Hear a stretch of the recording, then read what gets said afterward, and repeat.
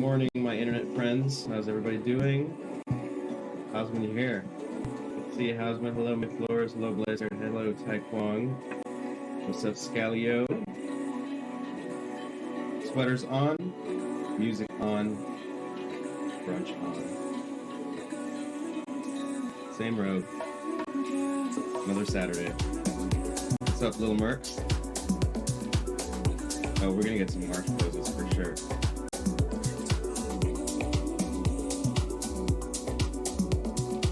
Alright, folks, let's get started here.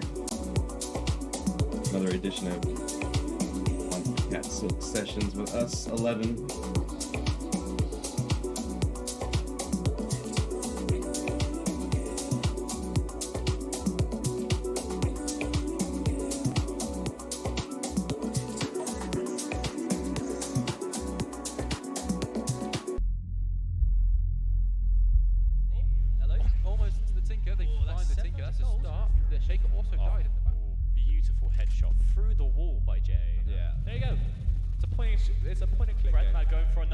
Absolutely beautiful.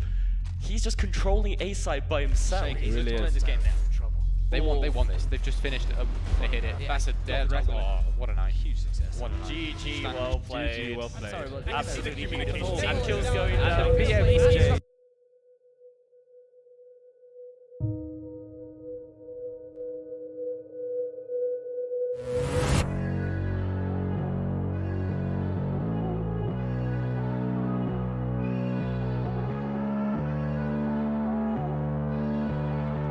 Everybody, and welcome to the first game of the Colosseum Esports Tournament here at Staffs today.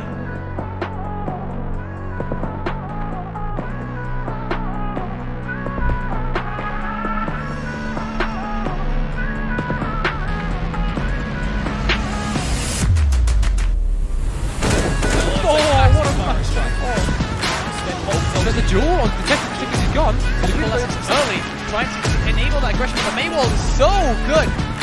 Is going to come out on point as well, so that's a lot of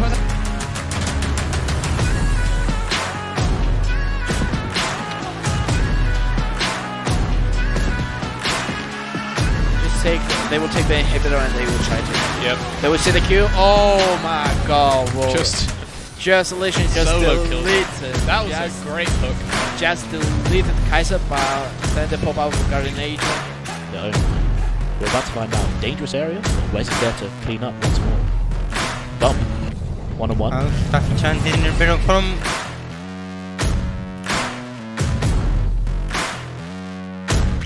here, and that is to the winners, standalone of the Colosseum Tournament 2019.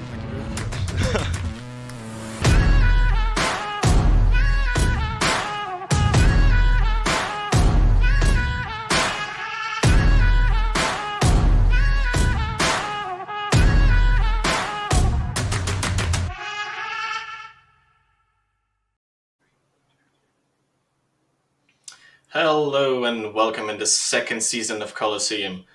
I apologize to everyone for the technical issues that we had at the beginning, but we are now back for the stream, coming again.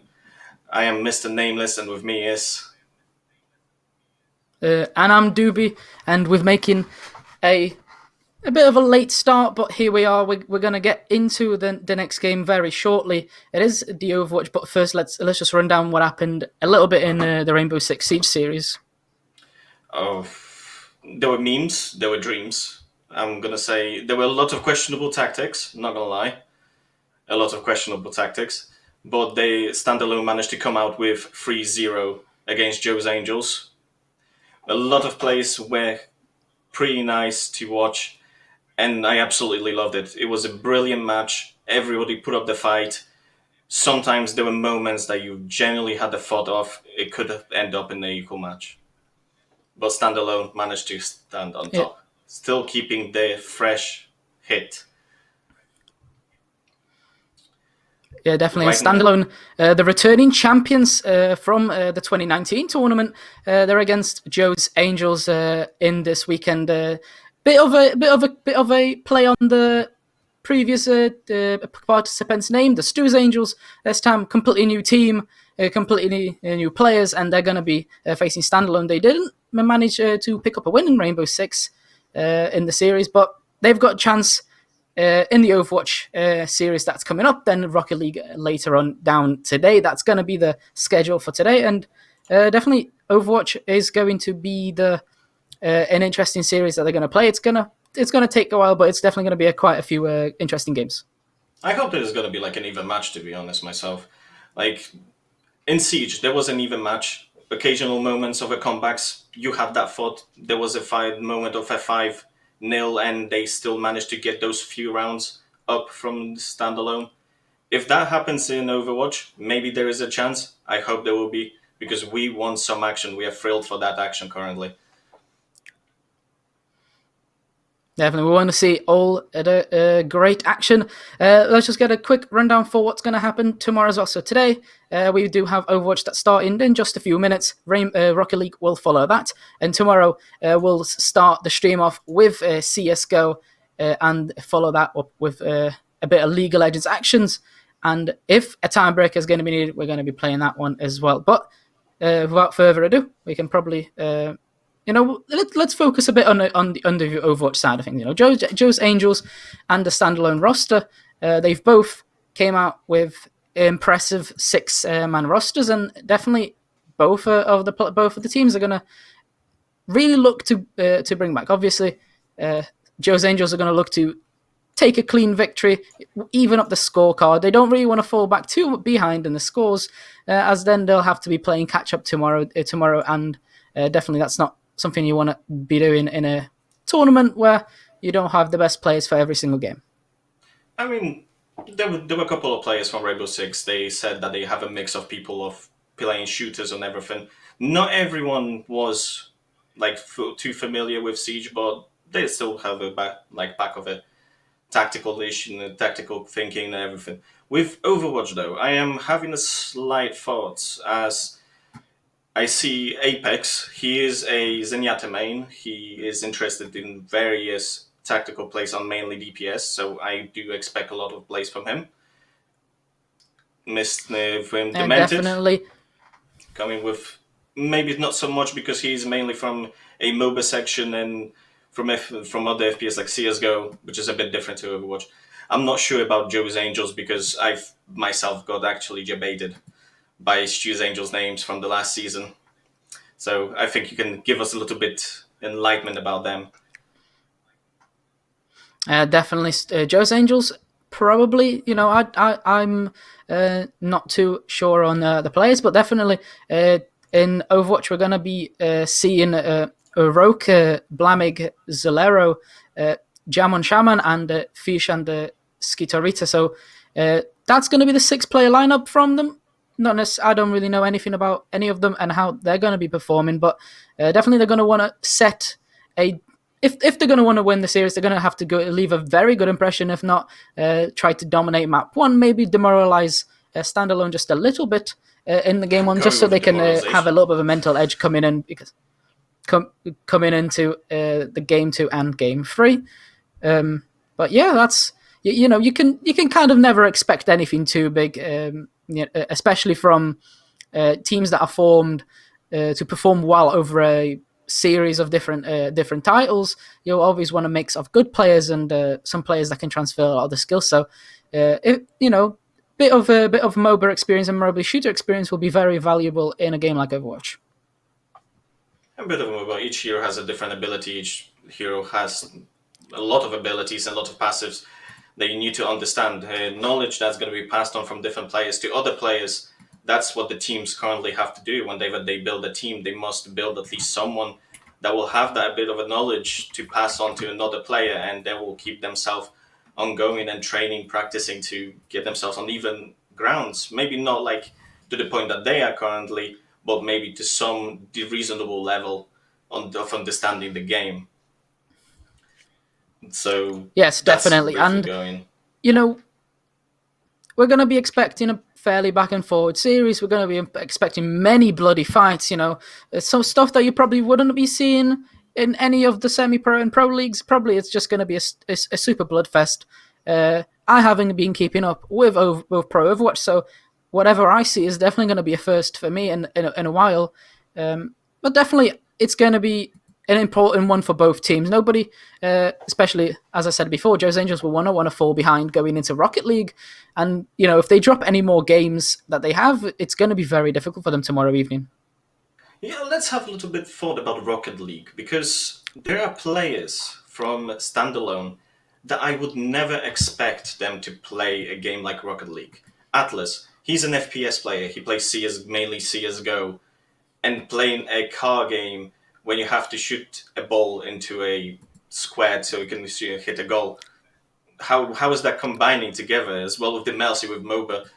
That is also as well. With Cinco, I am not entirely sure. He could potentially bring out some magical floating ball hits from midair and going down to the goal. With the other team, I have no clue. A lot of people still say that one of them cars go boom, and they want to go straight for the goal with the max speed from the start of the round. So maybe some tactics will be seen in Rocket League. We shall see with that one.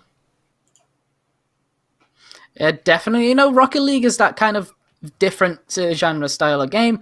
Atlas, he plays a lot of sim racing games. Definitely the experience is not going to be transferable, but this time around, maybe they're just putting up the best lineup that they have available, and they've been memeing a little bit in Rockets in Rainbow Six Siege, and definitely what's going to stop them memeing a little bit in Rocket League. They do have the FPS experience and better MOBA players, so you can definitely count on them really banking on day 2, and they don't want to lose too many points in day 1, because I'm guessing they're very, very confident in their ability in the 2 games that are going to be played tomorrow.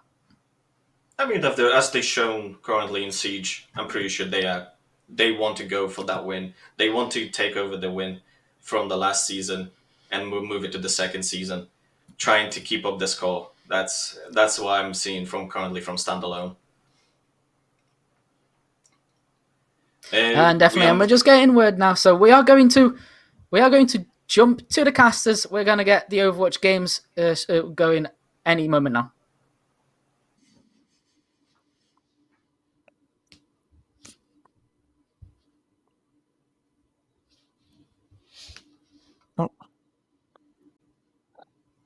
Hello, and welcome to the Overwatch segment of the Colosseum. As Doobie just mentioned, we are loading into the game at the moment. Just getting everything sorted, fine-tuning everything. But as soon as we can, we'll get Fox's microphone working as well. Oh, for the time being. Is my mic not working? Oh, no, I can hear you. Oh, okay. Yeah. There we go. Sorry. So, yeah, we were getting word of the map order that's going to be taking place today. We're starting off with Hybrid as our first map, going into Payload, and then finishing off with Control, just to break out any of those tiebreakers that could possibly happen if it becomes a 1-1 scenario. What do you think about that map order, Fox? I think the map order's kind of interesting.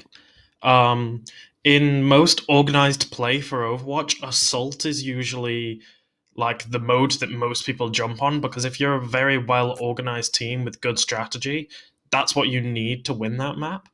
Whereas a lot of the other maps, you can kind of get by more on mechanical skill. So I don't know if that map order is maybe the more confident with their mechanics than they are with their strategy, or is it just maybe they just enjoy those modes better? I don't know. I'm not sure. We'll have to find out. Mechanics over strategy, we'll have to see. They've not had, and not as the Colosseum is set out to be 6 people. They probably haven't thought of too many strategies, because it would take a lot to come up with all the strategies across different games. So they're probably just going to go straight over mechanics, as it's the one thing that can transfer between game to game. So we'll have to see how teams handle that going into this. That first Hybrid map can still possibly end up in a tie. We'll have to wait and see. Absolutely. I am curious to think what, because I heard the analyst desk, they were talking about one of the players saying Zenyatta is his favorite, and a lot of high-level teams right now have been saying that Zenyatta is the weakest character in the game at the moment. Do you think that could be a little bit of a detriment, or? It does depend. Coming from my previous experience, I used to always play the off-meta character. I used to play Moira 24/7, so that was, no matter what season we were in, that's my go-to. And you can still do really well. If you're good at a character, you can really push. There's reasons that people are still one tricks at the top of the leaderboards. We'll have to see. Zenyatta's one of those ones, though, that isn't reliant. They can't carry the game by themselves. They need a lot of peel. They need a lot of help due to the very low mobility that he does have. So we'll have to see if the team maybe play around that. If he said he's his favourite and he's a really good player, to see if they maybe put a bit more resources onto him to keep him alive, so that then he can start pumping out that damage and get that healing coming in. Oh, absolutely. But Zenyatta is very good at pushing his team to do more. If he can land a couple of discords onto an enemy that, say, they have like a Genji or a Tracer or a McCree or something, and they can just hit a few shots onto the discorded target, that target isn't going to live very long. And from there, your team just snowballs along. The problem comes when the enemy team has players like Widowmaker, Genji, Tracer themselves. And if you aren't protecting that Zenyatta, he will die. He is the only support without good escape. Like Ana can Sleep Dart, Moira can Wraith Form, or whatever it's called. But Zenyatta is very immobile, and they need to work around him. Yeah, we'll have to see. We'll see also what support they run alongside that, because although Zenyatta's good, he's good at providing kind of spot healing, as it's called, in a way you just kind of put it on someone, not worry about it too much, and does slow healing over time. So we'll see what kind of main healer they'll go for with that combo. I'm not too caught up in the meta, so what's been floating around meta-wise? What's the go-to kind of pick at the moment? So amongst top 500 right now, the meta's quite interesting because there's like lots of S tiers, lots of A tiers that are very viable. But there's just a few characters that are standing out above the rest. So people like Reinhardt, people like McCree are doing really well because they don't have counters that can be consistent, right? Like McCree, his counters are like Ashe or Widowmaker, but they are much harder to hit shots than another McCree. So you end up seeing more playtime. And on the Reinhardt example, Orisa had a massive shield nerf. Orisa basically has no protection. And so Reinhardt is really the best shield tank in the game. And you need a shield tank if you want to win Overwatch. Reinhardt at the top of the meta. Nothing's changed. Nothing's changed. It's been since the beginning. He begins to hold there. I mean, I think that was the whole point they released Ashe, though. Ashe, with the Dynamite, went through Reinhardt's shield. So when she first came out, everyone thought, oh, she's the Reinhardt killer. She's there to get through that shield. Something that can just negate it. But it seems like, obviously not. It seems like the McCree kind of Reinhardt combo. You got a nice buff shield coming through. You say Ashe counters it. We might see a couple Ashes if Reinhardt comes out. Especially if you pair that with pair the Ryan with a Zera, then you've got like 2 bubbles you have to get through and a lot of shielding. Plus with, like I said, there was Zenyatta and a main healer. It's a lot to burn through very quickly. And you don't want to pump all those resources into a Widowmaker or a Tracer who aren't as well adept dealing with those tanks. On terms of the healer side then, what's the recent changes? What's been going on with them? As we mentioned Zenyatta, but has maybe like Moira suddenly shut up the charts? Moira actually has. Like that was a great, I don't know if that was a prediction or if you knew, but like Moira has been doing decently recently, and that's less to do with changes to her and more to do with changes to the Reinhardt and the Zarya that have made them stand out above the rest. And then Moira is just really easy to do healing. Like, it's not like an Ana where you need to hit shots. And it looks like we're getting into the first match here as well. Yep, getting started. Nice on King's Row. Oh, God. Old names, but yeah, a nice good map to start with. Nice tight corridor we'll see there at the start, right in front of that statue. We'll see what kind of DPS they come through with this, especially on this map where you gotta fight through basically a few choke points there. But once you reach the point, it's nice and open. So a nice open point. So if they can get through, maybe get a Junkrat through to try and get through onto the left-hand side there through that building, get a few pops through. But as mentioned, see the Junkrat there on the blue side. Is that the attacking side? No, the defending side. That's the defender side, yes. But one thing that I think is really important to notice here is like both teams are running this Reinhardt. And Reinhardt, as well as being good in the meta in general, King's Row is one of his highest win rate maps. I believe he has over a 40% win rate on this map. So, like... It's because the shield can cover all of those corridors, really. Shield's big It's a enough to classic through that map, gate. a classic hero. It's gonna do well. The interesting part comes with the other tanks. Because right now we can see Lotus on attack is trying to go for the Roadhog, but Skitorita is doing the Sigma, which is actually like really helpful. Having both shields will probably help negate a lot of the attacker damage. Especially against that Junkrat as well, where you can just negate all of that and just take it straight into him. Using that to his advantage coming into this, as they've already pushed through the first gate coming up. But we see Mooseberg get trapped there and immediately blown up. Yeah, and that was a great example of what you were saying. The Junkrat just... Oh! And Sam JK gets the nice flashbang on the Ana, but the Junkrat just spams down the Reinhardt shield, and then the attackers have nowhere left to go. And Reinhardt was just left in the open with no protection and was killed for it. Luckily they didn't lose too many there at the start. Although they lost the Ryan quickly, it was only a couple of kills that dropped off and not too much time lost. So quick recovery, especially on this map, only being a short distance from the spawn point. So we've seen a flank coming through there on Asademi. And the Reinhardt pushes getting behind him with it's a nice shatter. Shatter getting the pin onto the Mercy, but we've got the nano boosted nice Rocket Witch as he's trying to survive there in the middle of the point. They're kind of all scattered around the point here.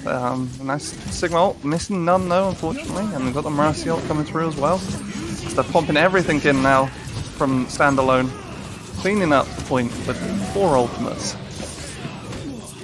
At this point, this is just a cleanup. They've got 3 picks, they've pushed half the team back. Yes, they've traded the Genji, but when you're in 5v3, you can just hold out, they can't deal enough damage, and you secure this point.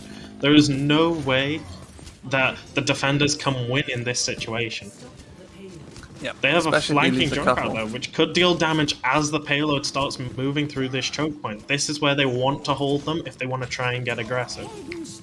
Yeah, that's an interesting play by that Junkrat there, because he's already got his ultimate, so he's quite far forward coming into it. As we can see, 2 drop very quickly there, but yeah, he's already got his ultimate, so he's just kind of spamming, just not providing too much. As the ultimate comes through from Sam, picking off the Genji, slowing down that offense. And the attacking Reinhardt, Mooseberg, has just wasted his shatter, basically. He got no one caught in that. After they started trading people, this is where the defense starts to get solid. When you're wasting ults, and you're getting nothing back from it.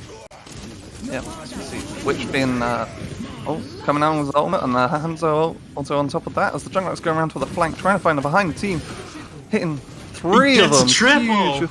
Huge ultimate there by Shriek with Sarking, as they're cleaning up the house now with the McCree, and the Mercy gets the res out, which is interesting, because that's now just provided Joe's Angels with a lot of ultimate charge, especially on a Roadhog like that.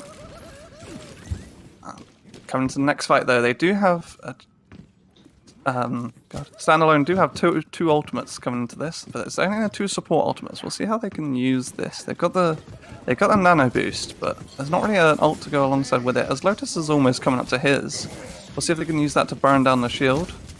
As Sam is the only one with his ultimate on the blue side.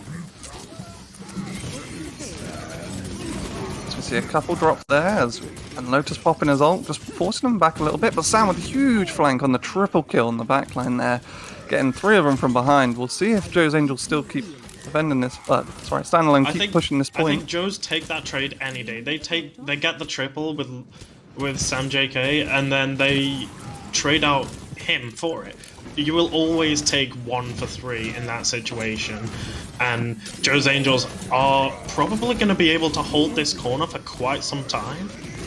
They just need to be careful of that ultimate just ult spam at this point. Yeah. Yeah, as we saw 4 ults there come out of Joe's Angels, but then there's only 2 that came out of Standalone. But yeah, a nice even trade as the fight still is going on at the moment.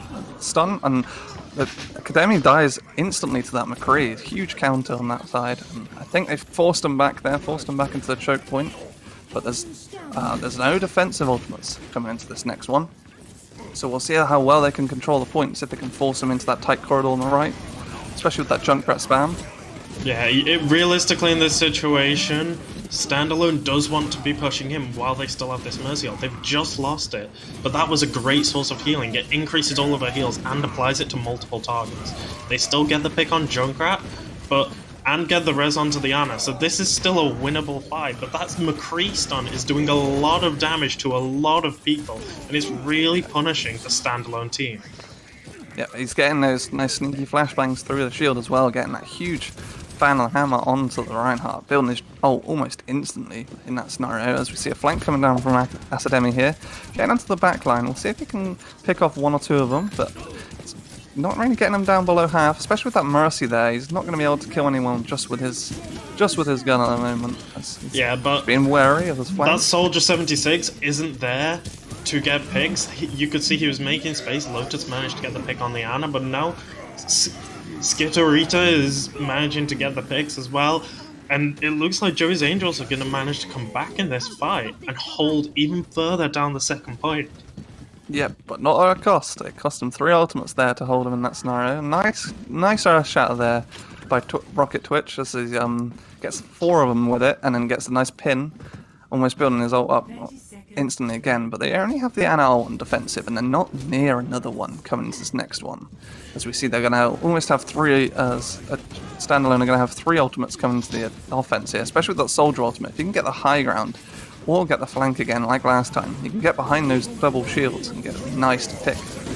You see the Nano Boost and the Earth Shatter come out. Gets 3 of them. Huge Earth Shatter. He's swinging all the way through, and we see the Soldier ultimate coming out, getting that clean up through onto those light targets as it's now going into overtime, but I think we'll be hitting the next point now as they're cleaning up the kills, coming into the final point.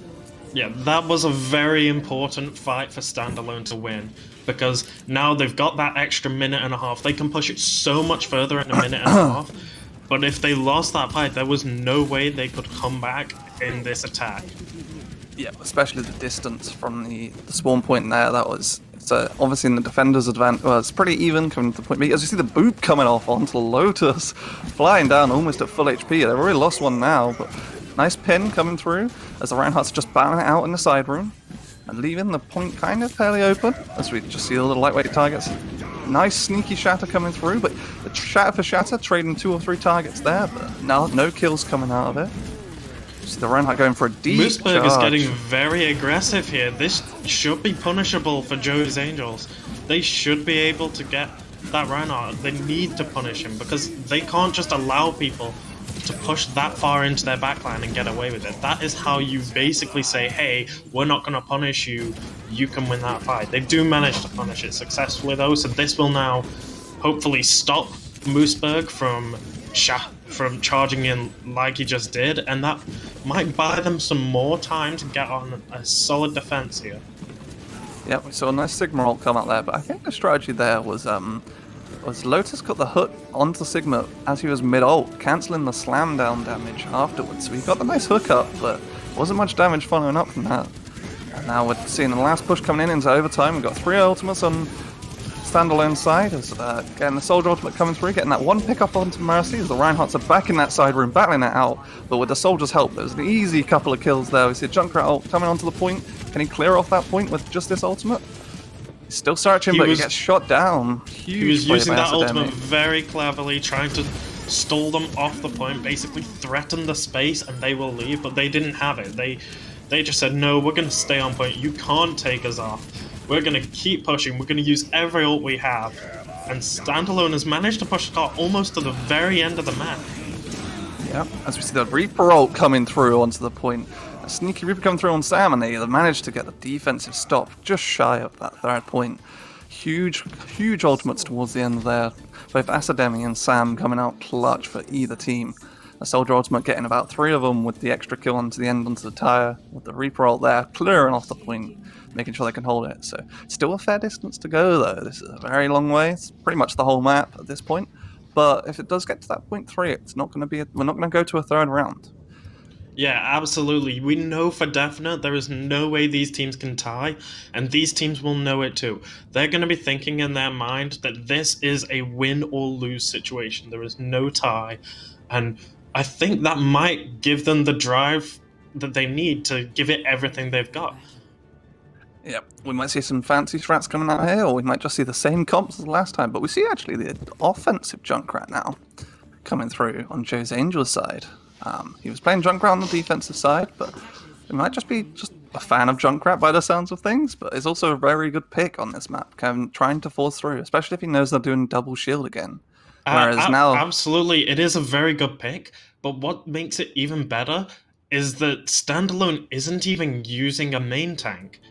Like, they have Sigma for his shield, but his shield is so weak because he's an off-tank, and then they have Lotus as a second off-tank, which usually in this sort of situation, having double shield with the Junkrat just lets you Junkrat safe. The Junkrat can just pile damage into the Sigma and the Roadhog, and they have nothing to protect themselves or their team with.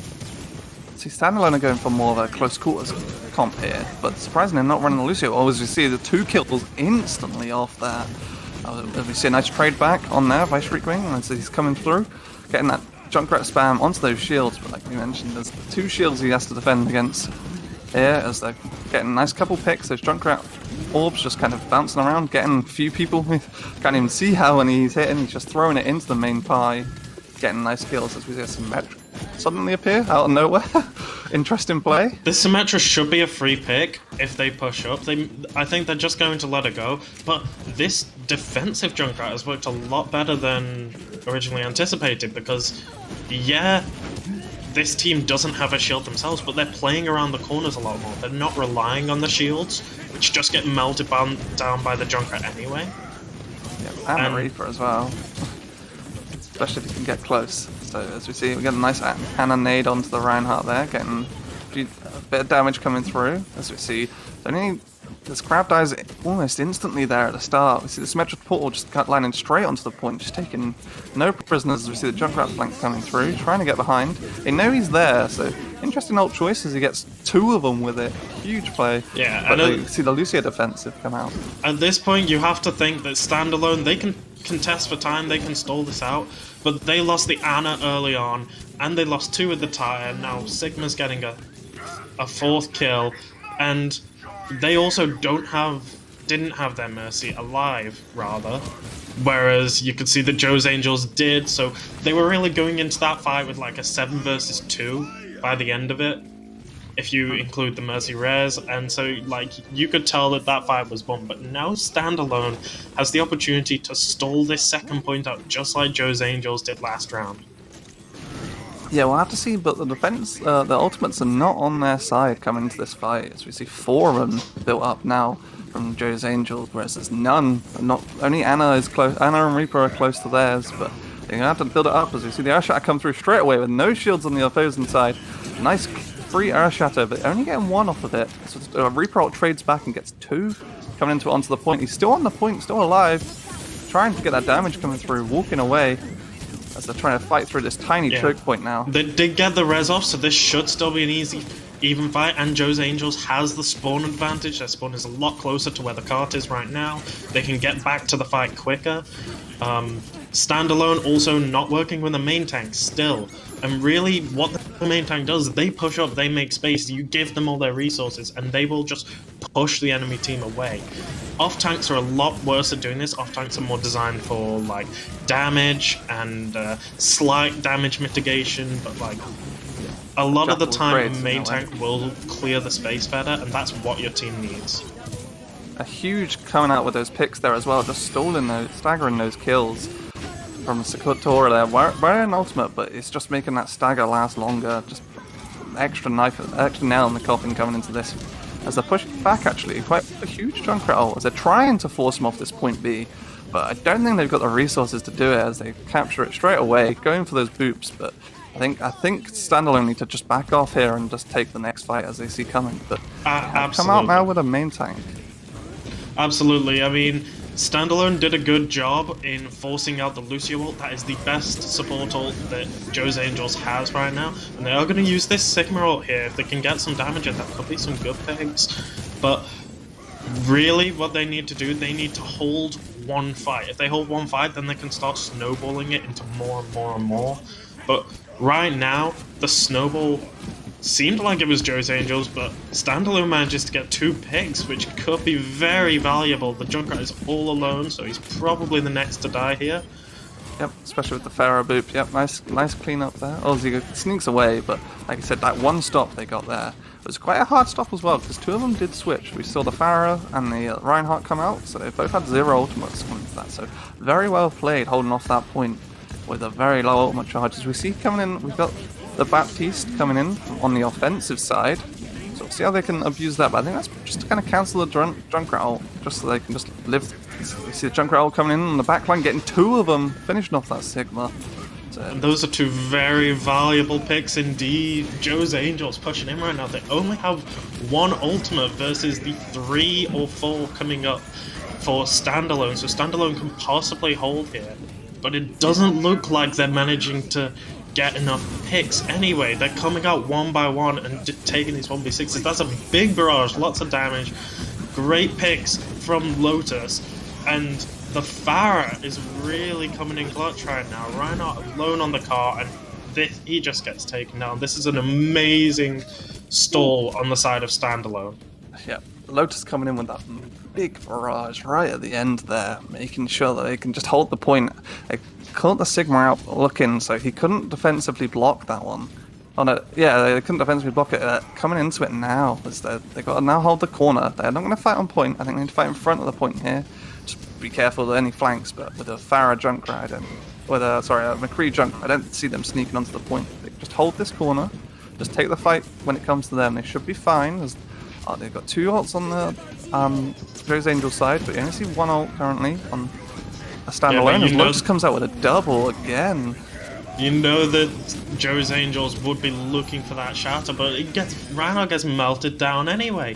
Standalone is doing really well, and they are 1 player down right now.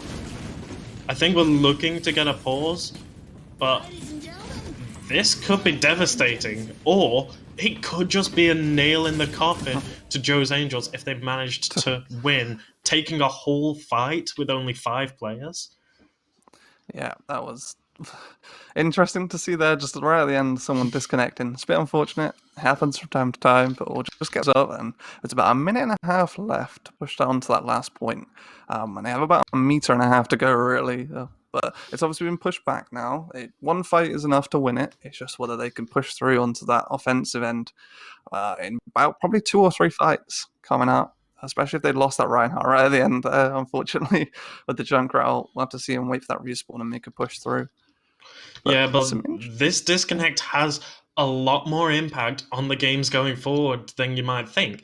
For starters, this player rejoining, whoever they pick, they will have no ultimate charge. If they were close to their ultimate before they disconnected, they have just lost all of that progress, and they have to continue with only 1.5 minutes left. That might be enough time to get an ultimate, but your team is starting at a disadvantage. At the same time, though, this was a Standalone player that disconnected, the team that was winning that last fight.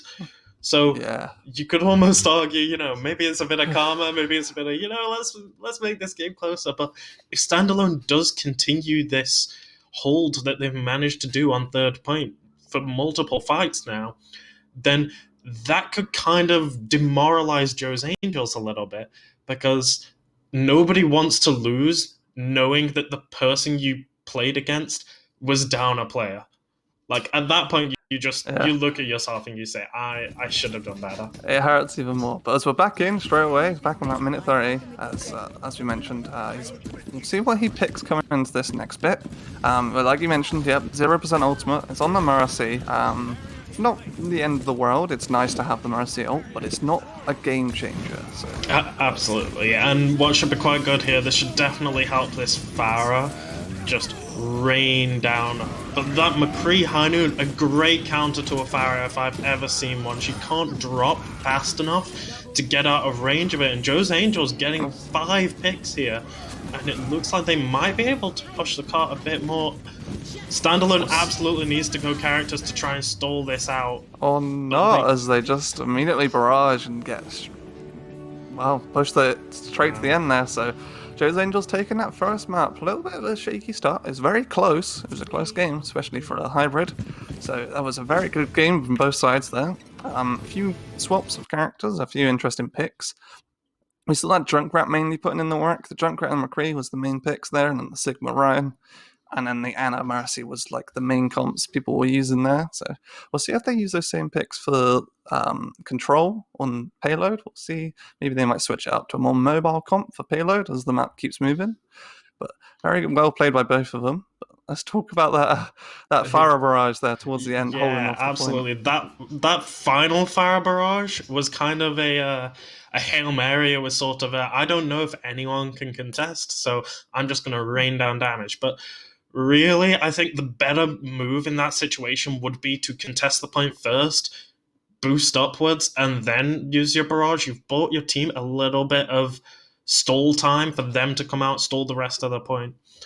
I think absolutely the McCree and the Junkrat were imperative to the result of that match. As I was saying before the match started, McCree is very meta right now, and that's because if you have Reinhardt and if you have a Sigma as well, if you have that double shield, you can't really damage the McCree very well if he stays near his tanks. McCree just gets free damage in, and then you have to ask, like, well, what are they going to do to try and counter this next game? Yep. I think that's why the Junkrat came through, to just break down those shields as quick as they can. They're doing their best to try and break it, but there's a lot of shield to get through. It's about 3,000 HP in shields, so there's a lot of damage that isn't hitting the opposing team. But especially that McCree, it does remind me of like an old meta where you used to have Ryan and the Soldier, and everyone thought it was the most broken thing because the Soldier just stands behind the Ryan shield and no one can get to him. But it seems very similar to that. We basically surround the McCree with shields, and if he's a good player, especially considering Colosseum there's a few FPS games here, so they probably put in 1 or 2 good FPS players. You don't need to know too much Overwatch mechanics. These are some basic tactics, though, that they can employ to like counteract what's their problem right now. Their problem is the McCree and Junkrat are getting free damage, so you can do one of a few things. You can flank around them. You can basically, there's a tactic where you can send your DPS to either side, have your tanks slowly back up, and as they're pushing in, now your DPS are behind them, you've made this crossfire, and then you go in and put pressure on it. Or simply, you can just make their life very, very painful. Like, everyone knows that McCree is a very good counter to Farah. That was as soon as the game launched, everyone said, oh, Farah's annoying, how do we counter her? Go McCree. But there's an alternative if you want to be aerial now. There is Echo. Echo is way more mobile than Farah. So she gives McCree a much harder time. And if you use her right-click E combo, she can insta-kill most characters in the game. So Echo in that situation could maybe have been a better pick. Also, her ultimate is way more impactful than the Farah. Like, we saw some good barrages, but an Echo duplicate, you can become anyone and steal their ultimate.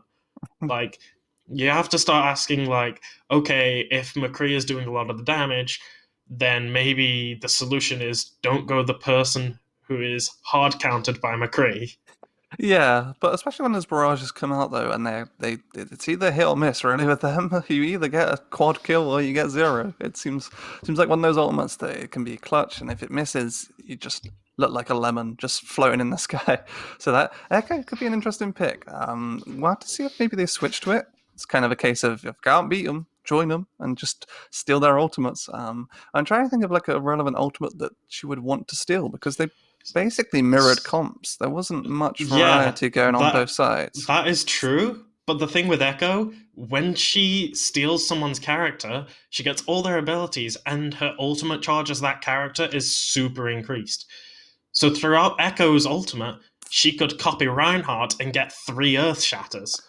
Imagine being in one fight with 3 Earth Shatters, plus your own Reinhardt with their Earth Shatter. Like, there is so much creativity around that character that I think if you were desperate to be an aerial character, which it seemed like Standalone was with that Farah, then Echo is just a superior choice. She also has a lot more survivability just because of how much more maneuverable she is. So at that point, you don't need the Mercy as much. So let's say if the Mercy wanted to play a different healer to help the ground fight, Echo can sort of go off on her own, and she's actually really good against characters like Junkrat, who can't really shoot up at her, and characters like McCree, who it's actually quite difficult to hit an Echo as McCree. I say this as a McCree main myself. Yeah, she's quite floaty, isn't she? She's quite more mobile in the air compared to Farah. She has this more of like a... She's obviously not in the air as much, but she can float around a bit more. So we'll have to see. Maybe they're listening. Maybe they think the Echo might be a good pick. Maybe they're just not experienced, because obviously, especially with Colosseum, we're playing a variety of games. Maybe people haven't played the game recently, in recent times.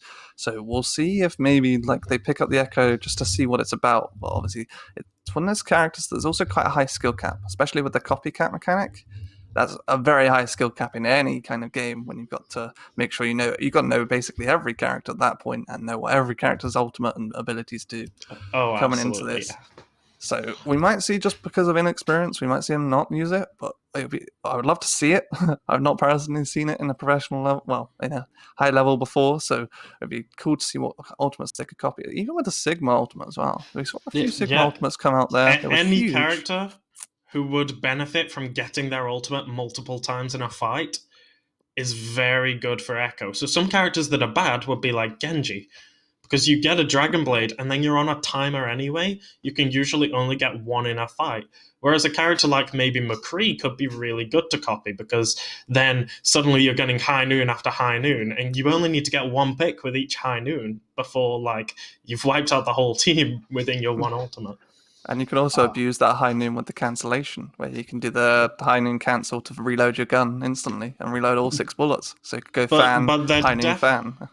There definitely are some high skill players in this lobby, especially if you look at like the Ana players. They were doing really well, doing lots of healing, and Ana takes a lot of skill. She's a sniper rifle that heals your allies, so you have to think of her as both like all these characters that make you think differently, and they are playing some of them really well. Sigma's another great example of a high skill character, because he is an off tank, but he's the closest off tank to being a main tank.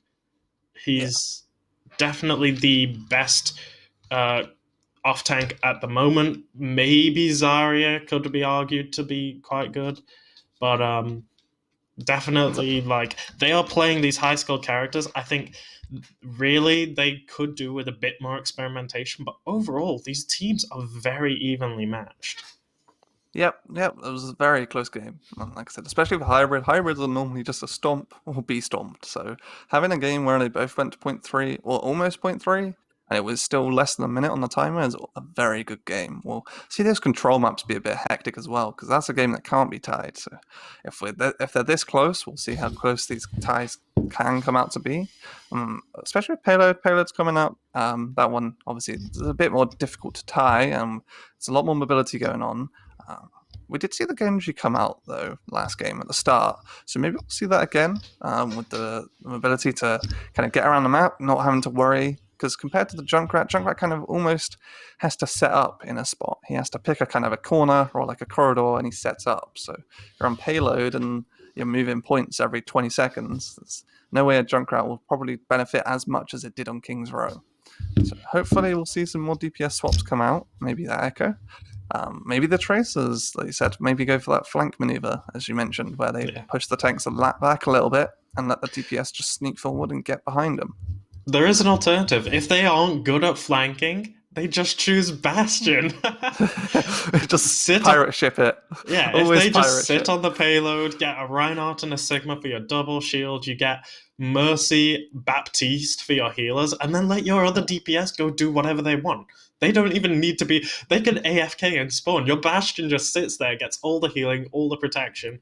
And this is like the opposite of flanks. Because instead of flanking, you're just saying, hey, here is all of our damage. You can't contest the objective because we'll just kill you. Try me. That's when we'll see the Junkrat come out again. Just absolutely. That. With that Baptiste as well, we saw a little bit towards the end. I'm not well versed in Baptiste, but I assume he's not too great on Assault then. We'll see. I don't know how well he plays in Payload. Baptiste is definitely a more defensive support. he has mobility, but it's vertical mobility. So it's not a lot of like, oh, I can run across the map very well. He has a lot of heals, but they're skill shots, kind of like Ana. It's not like Mercy or Moira where you just hold left click and you automatically heal. He has to shoot out a grenade that when it hits someone it'll heal. Like that takes a lot more skill. I would argue more skill than Ana because it's an arcing projectile, so it's harder to aim. But he has a lot of damage output as well. His primary fire or his ultimate combined with anything that damages does a lot of damage. And I think for a pirate ship, that could actually be really good. You suddenly double Bastion's damage.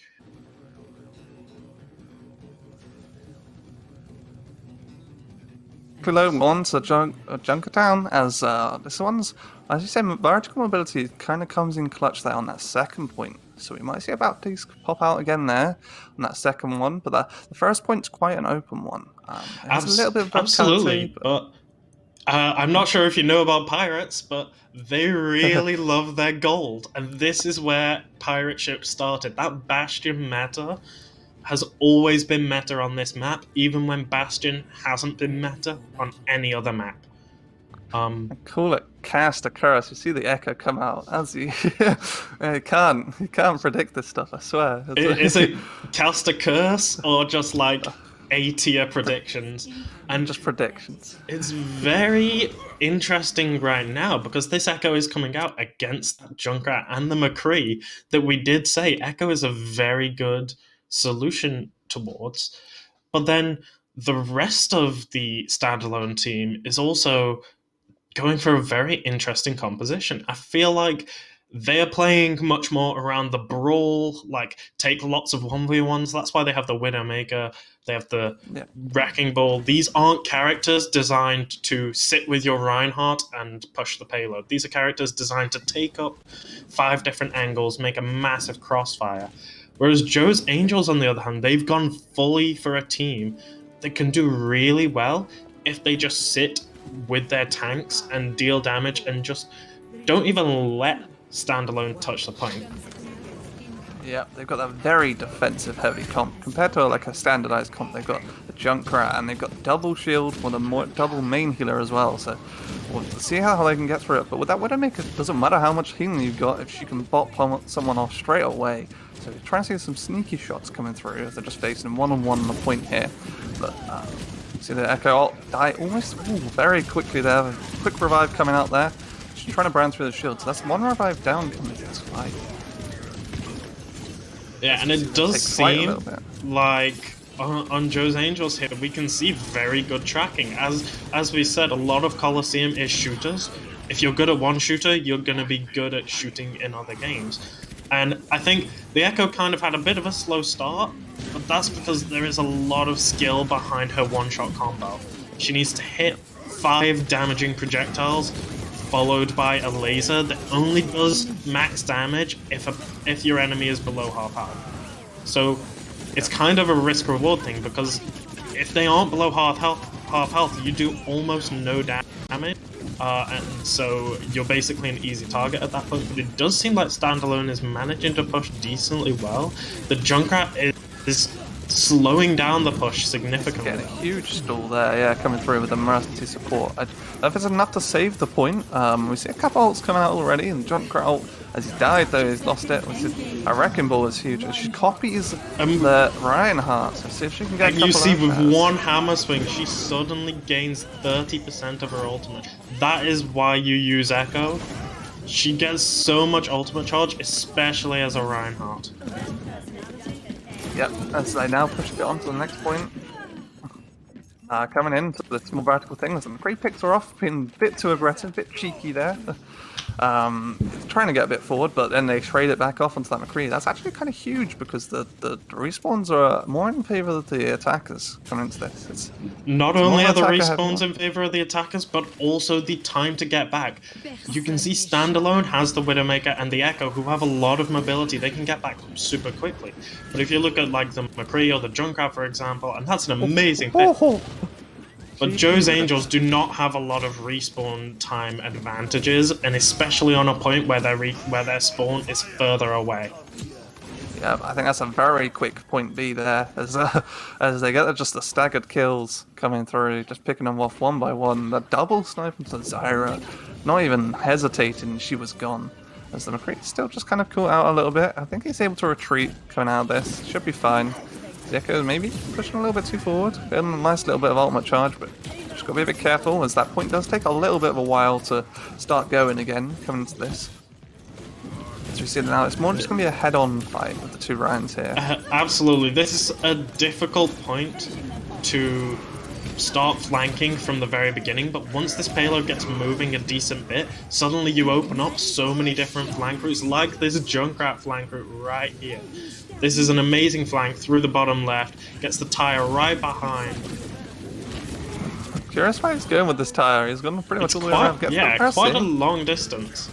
But it gets two amazing picks. The Echo stopped the damage, the Mercy, no res, no heals. The Ryan goes down, the Wrecking Ball goes down, the Widowmaker goes down, and this is an amazing haul from Joe's Angels. Yeah, they've just got to be a bit careful now because the spawn point for the attackers is very, very close here. So they might be able to get a bit of cheeky ultimate charge, but it's if Joe's Angels, one of them die here, there's a bit more of a struggle coming in. And we see the Wrecking Ball just getting some nice zoning potential with the huge Reinhardt charge onto the Winston and Lucio. Absolutely, and this is a really good Earth Shatter, and now we have that Echo ultimate. She can easily copy someone and snowball this fight further and further. She duplicates the Winston. The monkey. Yeah, just to get that zoning potential, getting in that backline, using them as not the best ultimate, but it's nice just to knock people around and just force people away from the point. So just trying to get the more staggers coming through. The more they can stagger here, the better.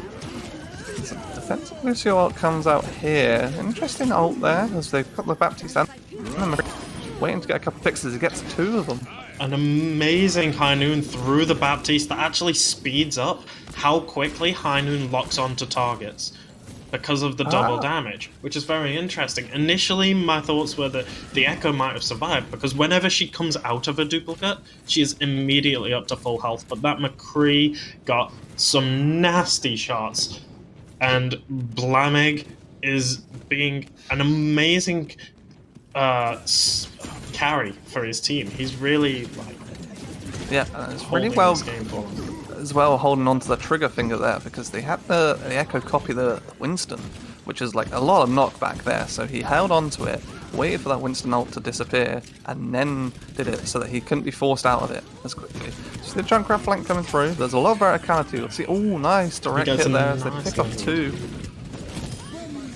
Yeah, and you can see here Joe's Angels are getting lots and lots of picks. They're going more and more through, but as this payload pushes closer and closer to the end of the point, you would see that Joe's Angels actually gets more and more of a spawn advantage. So if they are winning the fights now, what happens when suddenly their spawn is a quarter of the length of standalone? Like, you have to weigh up these options. Wow.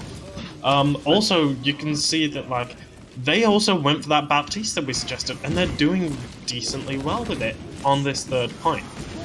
Yep. Now just McCree picks up one there. As they see the Lucio ult come through, nice charge onto the backline, but that puts this Academic deep as he charged back at him. Trading charge for charge as the slowly getting picks up here. It's just a slow advance comes through with the Hammond popping through. Baptiste ult goes down. The Junkrat ult on the flank coming around. We'll see if we can get a two, but nice McCree ult there. Trading for another two with a dead. Picking up a third on the point. As the Heinen comes out, trading only one. Not as fancy coming into this as the cleanup comes through on Joe's Angels. Yeah, and Blamig is absolutely MVP of this game. He has gotten so many High Noons that have multi-kills in them. He's really the big reason why these stalls are happening for so long, because you can see Standalone uses their ults while they use their abilities. They manage to get a few picks, but then they trade out those picks so that when the McCree ult happens, suddenly they've lost most of their team. They really need to work better on countering around this McCree. I know I said Echo is a decent choice for the McCree, but sometimes you have to question, like, could Soldier 76 do better just because he has more consistent damage? They do find 3 picks here on the side of Joe's Angels. Yep, as another defensive hold comes through, is the trade-off 3, leaving the tanks alive. So that's actually, they could abuse that and get a bit more ultimate charge. So they can get another defensive stop coming in. As they're all fairly high, above 75% coming in. I'm surprised these tanks are still lurking around here, as they're trying to just get a couple of picks off maybe to keep the momentum going. Lucio going through. Oh, there's the Echo copying there, and trading 1 there onto the Magic as the charge comes through. We see Lucio on standalone side. Yeah, and that Echo ult really didn't get a lot. They managed to stall it out long enough that she couldn't get the Earth Shatter off while in Reinhardt form. And that really would have been the clutch play that Standalone needed. Right now, they're sending out their ball to try and stall the overtime. They're desperate to try and get more out of this, but that Junkrat ult just stops it, and they are nowhere to be seen. Yeah, a nice defensive hold there on Joe's Angel's side, holding that point for a good 2.5 minutes, almost 3 minutes there, keeping hold of it onto that second point, but it's still a fair distance to go. Just like King's Row, it's down the far end of the map. It's not near the start, but it's not all the way at the third. So it's about the same distance as last time. A very interesting statistic for Junkertown is that it is less than 10% of the teams that get past first point manage to complete the entire map. It is such a slim percentage that you will actually finish this map, even if you have an amazing first push. But so really, Standalone shouldn't be too demoralized with that. Like, they did a really good job, but Joe's Angels just found their game in that final point, and now they need to try and keep hold of it. You do see Standalone coming out with the Widowmaker and the McCree. These could be good competition for Blaming, who was an amazing McCree last round, is now going Hanzo. Both of these people, they could just try to be the better hit scan, be the better sniper than Blaming. That might be how you win. The Echo didn't seem to work as well as it could have in some games. Yeah, and so sometimes it was struggling a little bit. So at this point, I think you do challenge the ground fight. They've also gone for that Baptiste choice as well. I wonder if it's something specific about this map that made them choose the Baptiste. Is it that high ground we were talking about? I'll have to see, as Lotus has picked off straight away there. Blamex is aiming his on point today. As you see that Hammond on the point without any healing though, so we'll see if he's able to survive as he now escapes off the side of the map there. As they've already lost one at the start. It's a bit unfortunate there on Standalone side, as they've now lost another on that Hammond end. So now it's kind of almost a free first point. They can push it down to the nice open area. They've got the Hanzo. But there is the Widowmaker on Standalone side that could maybe get the extra picks off as well. As you see, they're trading. Surprised the Junkrat picks off a kill here. They're forcing the fight onto the payload. Nice and early, and charge into the thing. We'll see if they can survive out of that. They can't, forcing the Mercy out of position as well. Now, Standalone does lose both of those tanks, but this Widowmaker is doing a decent bit of damage, but Blaming just gets a nasty headshot onto that Widowmaker. Hanzo is sometimes very good at dealing with Widowmaker, but it could just be that Blaming is on his A game right now. He is absolutely murdering. He is on fire. He's been on fire the entire map as he's coming through getting that. He got the first hit off at the start of this round, and from that, he just kept snowballing out of control. Sneaking around. Absolutely. This Hammond is managing to do a decent stall, but that's a lot of damage being pumped into him. He manages to get away, get the healing. The Dragon Strike comes in, doesn't find anyone. Maybe because of that immortality. But Blaming is now finding the picks onto the Mercy. Storm Arrows, the Baptiste. There is no supports on the side of Standalone. They're getting picks though. Yep, as they're forcing them, their DPS onto the payload, just forcing them back. They see the two supports alive there. We'll see if they can escape. Maybe not Mercy's scot-free. Yep, as they both get out nice and safe. They got 4 ultimates though on Joe's Angel's side here, coming into this on the offense. No Hanzo ult and no Sigma ult, but 2 healer ults should be enough to just push through here. If they don't get any loose picks picked off, they got nano boosted Junkrat. Nano the Junkrat, they've used the Valkyrie. It doesn't seem like Shatter found a lot, so really you have to question like how good were those ults? This Junk Tire could prove it all for them. They do get 2 picks from the Sigma. and the jump tire gets both of the supports. This should be a 1-5 for Joe's Angels. There might be one last stagger at the end of the point, but usually that's a very hard place to stagger, and that's usually a place where Joe's Angels in this situation would push through and get through to that third point. Like we said, a very rare occurrence on this map. Yeah, let's just see them recruit behind him, but try to clean up there. They're actually deciding to throw the 2 tanks onto the point to stall it out. Force Sigma roll, actually. That's almost a worthy trade. Just stalling it for an extra 20 seconds, but forcing a Sigma roll out. As we see Lotus picking up a couple there. Maybe they're able to defend it. He gets a third Lotus pick there. triple, and that's 4 players from Joe's Angels going down. This could be the infamous stall of second point Junkertown that very rarely happens at this point in the map. Yeah, especially for team comp, actually. I'm surprised they're holding it off as well as they can. They have got that Hammond, so he's good at stalling, but he's not so good at defending that point. Trading it off with the Baptiste is the difference is that like maybe they can just hang around it. So I think more the play is just getting those picks off with that Widow and that McCree, as his ult's almost up as well. So we have 3 ults on standalone side with only 1 ult, maybe a Shatter coming through on Joe's Angel. He's getting a pick on to Blame Egg. And that forces out the res here. Resurrect, one of the most powerful non-ultimate support abilities in the game, arguably tied with Baptiste's Immortality Field. As we see the Junkrat going aggressive, trying to get up into their faces, but we see them come around on the flank. They do force the ult of the Mercy res from standalone side and get several picks right now. But this McCree is having to go on a massive flank just to survive. Yeah, he's a bit lost. He's lost in the point A as he picks up the kill onto Blamer, getting that stagger out, making sure they just got to waste an extra 10 seconds. Gets another on Sam with his fan and hammer spamming. That's nice. Well, they're forcing a res though, actually, from Joe's Angels side, making that res early. I think that's a questionable res on the side of Joe's Angels, because res is a very powerful ability. And their spawn was right next to where these players died. Realistically, you might wanted to have maybe saved it in case you get an early pick on your team in the fight. 2 picks for standalone, 1 for Joe's Angels. On the Widowmaker, though, that's a lot of long-range damage lost on the side of standalone. Yep, as they're forcing their way through. Actually, standalone is defending this point, so coming into that fight, Joe's Angels had almost 6 ultimates up coming into it, and they thought it opened with the Nano, and they're not getting away with anything. They got a little bit of push, and that was about it. But it doesn't matter as they're on the second attack, so they have to push it all the way. As McCree has caught out once again, caught in the back line. He seems to be a little bit lost there on the map as he's running around. So that's 1 down. We'll see if Joe's Angels start pushing through. Use that Junkrat, maybe get an extra pick coming in as he goes straight on the point, picking off 2 on the back line there. There should be a definite push for Joe's Angels. Oh, absolutely. They've managed to take out 4 right now, and they got the McCree at the start. There's the Widowmaker. That's all 6 of standalone down and gone. You have to really question a little bit of what Apex is doing, though, because, yeah, he's trying to get in close, get that flashbang. It usually leads to an easy kill.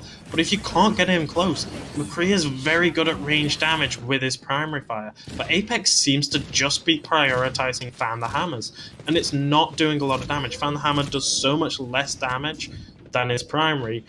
You have to start thinking, you know, maybe Apex should consider either changing up his playstyle or going to a character that he is maybe more comfortable with, because this close-range McCree flank isn't going to do a lot.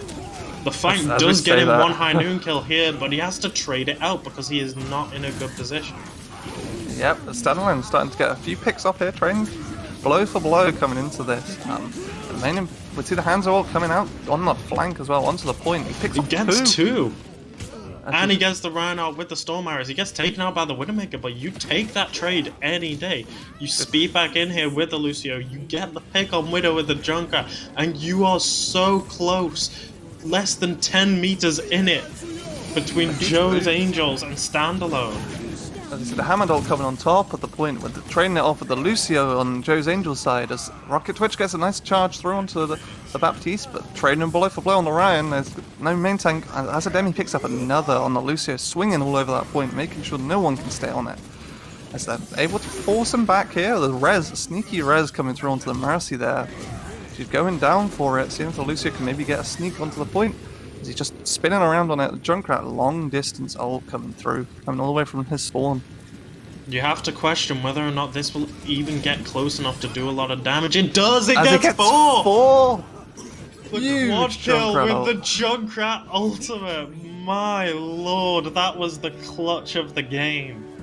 That was insane, all the way from the spawn as well. He had about half a second left on that timer, pointed directly on the point. As we see it from the player the game perspective, I feel like we should just see this replay just once more. Oh, It winds absolutely. all the way down. As it's coming through under the underpass, coming on the flank, and as it's just about to end, he gets it right on the point with 4 of them. He just barely gets the Widowmaker on the edge of that as well.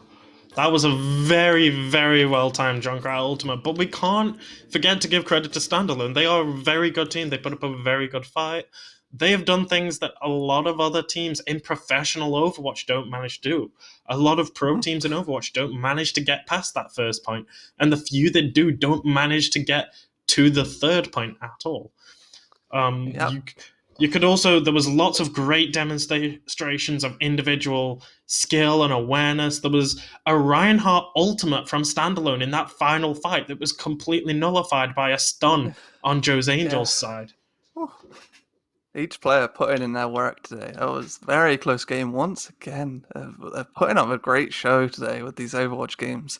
We can't, down the blame egg though onto the first round, and then the very start of the second round coming in, where he got that nice kill into the hands though, getting nice early picks. He was on fire from the beginning. He was still getting kills towards the end, and he was getting there, but it was towards that end part and just getting onto that payload. The slow push, I seemed to be more in favor of Standalone's side there. They were just slowly edging on and on, whereas Joe's Angels couldn't seem to find just a stable foothold. They were able to defend on that second point, but as they started gaining momentum, it just kind of got a little bit out of control. Yeah, but obviously Joe's Angels were away with the win that round. But realistically, you have to think, was their strategy better, or was it purely a case of they just were in a good place at a good time, used abilities really well? Because when you look at it, you see Standalone pushing. They consistently pushed. They pushed slower than Joe's Angels did, but they were consistent. Every fight, they were inching the payload forward, whereas Joe's Angels kind of went stagnant for several fights before coming back for one big fight that wins them the point. You have to kind of think, who really had the better strategy? Who was playing the better mind games? Yeah, it's different playstyles on how they play the offense here. We see one team going for the hard pushes, going for all 6 kills very quickly, whereas another team goes for more the pick style, picking people off, making sure they're staggered, making sure they can't get back with a full stable comp. So it's interesting to see how both playstyles are actually working out in both teams' favors as well, with both teams coming up very close to the timers. Almost a sub 1 minute payload again, coming onto that point of that third point. So now it'll be interesting to see how close they can get with control, as we'll see maybe some 99 to 99 rounds, or we might just see a 100-0 stomp. We'll have to see, because it's not a strategy of staggering now. Staggering. It's fine, you can take your time. So we'll see. I honestly, if I had to make a prediction based purely on that last game, I would probably have to say Joe's Angels. They are much more mechanically gifted in that round, where you have to think, oh, well, control is more mechanically requiring. Yeah, I can speak English. Control requires a lot more mechanics, which Joe's Angels did display last game. But at the same time, it seems like Standalone is a lot more willing to switch up their composition more frequently. They're a lot more willing to try to counter out their team. They realistically, you could say that they have a shot at maybe counter-picking through control, because it's a lot easier to do that when you don't have to rely on pushing through a map. It's one point, the middle of the map, both teams go at it. So I think this is anyone's game, realistically. Yeah, it'll be interesting to see. We'll see maybe that switch is coming out on control, because it's a lot faster. You get those ultimates to use it, and sometimes you'll see a switch come out. Or sometimes you'll just see a team stick with it. If they're holding the point well, they just stick with it. And we might even see one thing I've not seen so much as I saw a little bit was the Zyra coming in. Zarya, sorry, I can't remember how you say her name properly, but we might see her come out now as she's more of a control person, personally, compared to Reinhardt, which is more better at holding a choke point. So as hybrid and payload are more choke point based, whereas control is more just kind of open, fighting on the point is the entire premise of the game. And if you've got a Reinhardt, you can only cover so much of the point. So we might see a switch in tanks. That is true, and I would love to see more of the tanks. I would love to see a Zarya. I'd love to see more Roadhog, which could be useful because a lot of these control maps have lots of ledges where you can pull people off with that hook. But Reinhardt is very good at being on point as well. He swings his hammer a few times. If he hits multiple people with each hammer, he gets an Earth Shatter almost instantly. Reinhardt is actually very good for that reason, and then that's loads of crowd control. Your team jumps in, finishes off the people while they're stunned, and now you put yourself in a massive advantage. It looks like we're going over to Nepal first, and we're starting on Sanctum as well. This is one of those points I was talking about for Roadhog. There's a massive hole just next to the point. He can just hook people from so far away, and it will be so punishing. Yeah, literally, caster predictions are on point today. Giant hole in the middle of the map. We'll have to see if he can. Maybe we'll see a Roadhog come out here. And we see two Roadhogs, one on each side. We see the Wrecking Ball. We don't see the Reinhardt at all. Apparently, these teams, I think they might be playing more around this skirmishing playstyle. You see Magic Fish on that Zenyatta that we talked about earlier. This could be an interesting lineup. Yep, and we see the Doomfist Genji on the side there. Well, it's interesting, like, dive onto the back line. There's their game plan here. Going to it as two. Haven't picked for Joe's Angels side. Not sure what's going on there. And they're still just trying to decide a team comp as they're coming in. They're not sure which tank to pick. Debating on Reinhardt as they look at it and they go, yep, we're going with Ryan onto this bit. So maybe they'll play around that right-hand side as the instant hook comes out. Already onto the Junkrat as... The Hog sacrificed to get the ball, though. Oh wait, no. To get the Hog? I got confused by that there. kill feed. I think the Hog jumped off to kill it as we see the dive onto the Zenyatta. I don't think that Zenyatta's going to be great coming into this. If you have backs Doomfist on point, trading Doomfist blows for Doomfist blows, as they're coming into a tight corridor, but cleaning up the kills there on Standalone side. Yeah, it seems like Standalone is definitely winning this fight, but it could be stalled out a bit longer, and it seems like there's another kill onto the Wrecking Ball with that Roadhog. Good chance of recovery there. Good thinking. But unfortunately, it was just a little bit too short there, using the slam to gain a little bit more distance. And you see Joe's Angels, immediately they switched off that Zenyatta. We talked about how immobile it is. They get the Genji with the Doomfist, an amazing Genji counter in this character. Because Genji just can't deflect it, and their mobility is fairly evenly matched. Now there's the hook onto the Roadhog, which is getting a lot of picks in this match. Roadhog definitely seems like this round's MVP so far. Yeah, I think he's already got 3 environmental kills already, and we're only 30 seconds in.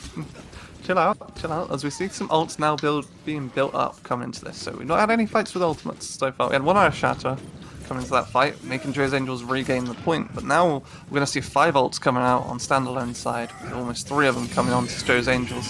So Reinhardt's quite deep into the enemy lines there on Joe's Angels, and the Genji ult coming through, but he's anti-naded. And he gets booped away as well. He might challenge the Roadhog, but he's on 27 HP. That was not going to happen anytime soon. The Minefield didn't seem to get much either. Now we're in a Doomfist 1v1. Who is the superior Doomfist? As Apex actually targeted the sights on the Ana, he said he wrote off the Doomfist and went straight for the Ana. As we see, Junkrat just circling the point here, looking for the right time, and I think he gets shot down with the Hammond hook. Bit unfortunate coming into it, but the point has switched over to Standalone side, as they're just trying to stagger it out now. And you can see, like, Joe's Angels, they're trying to contest this point, but the longer you just sit here and stagger on, the more point percentage you are just giving away. Sometimes you have to ask, is this the right time to be fighting, or should I just jump off the map, reset, go in with a full team? Because the stagger is just going to help your enemies in a control situation. As you said, jump off the map, we still the road will get booped off the map. Perfect timing. As Standalone can keep control of the point for now. Almost at 90%. Huge air Big shatter Shatter through, gets 3 of them, and he manages to get the Lucio in the pin. That's a nice kill, but there's a Reaper getting free damage behind. Gets the double kill with the ult, but sacrificed by the Reinhardt. And now Standalone is getting a res, and it might be quite hard for Standalone to hold here. Joe's Angels getting pick after pick, but they are at 99%. Standalone only needs to win one fight, and they win this round.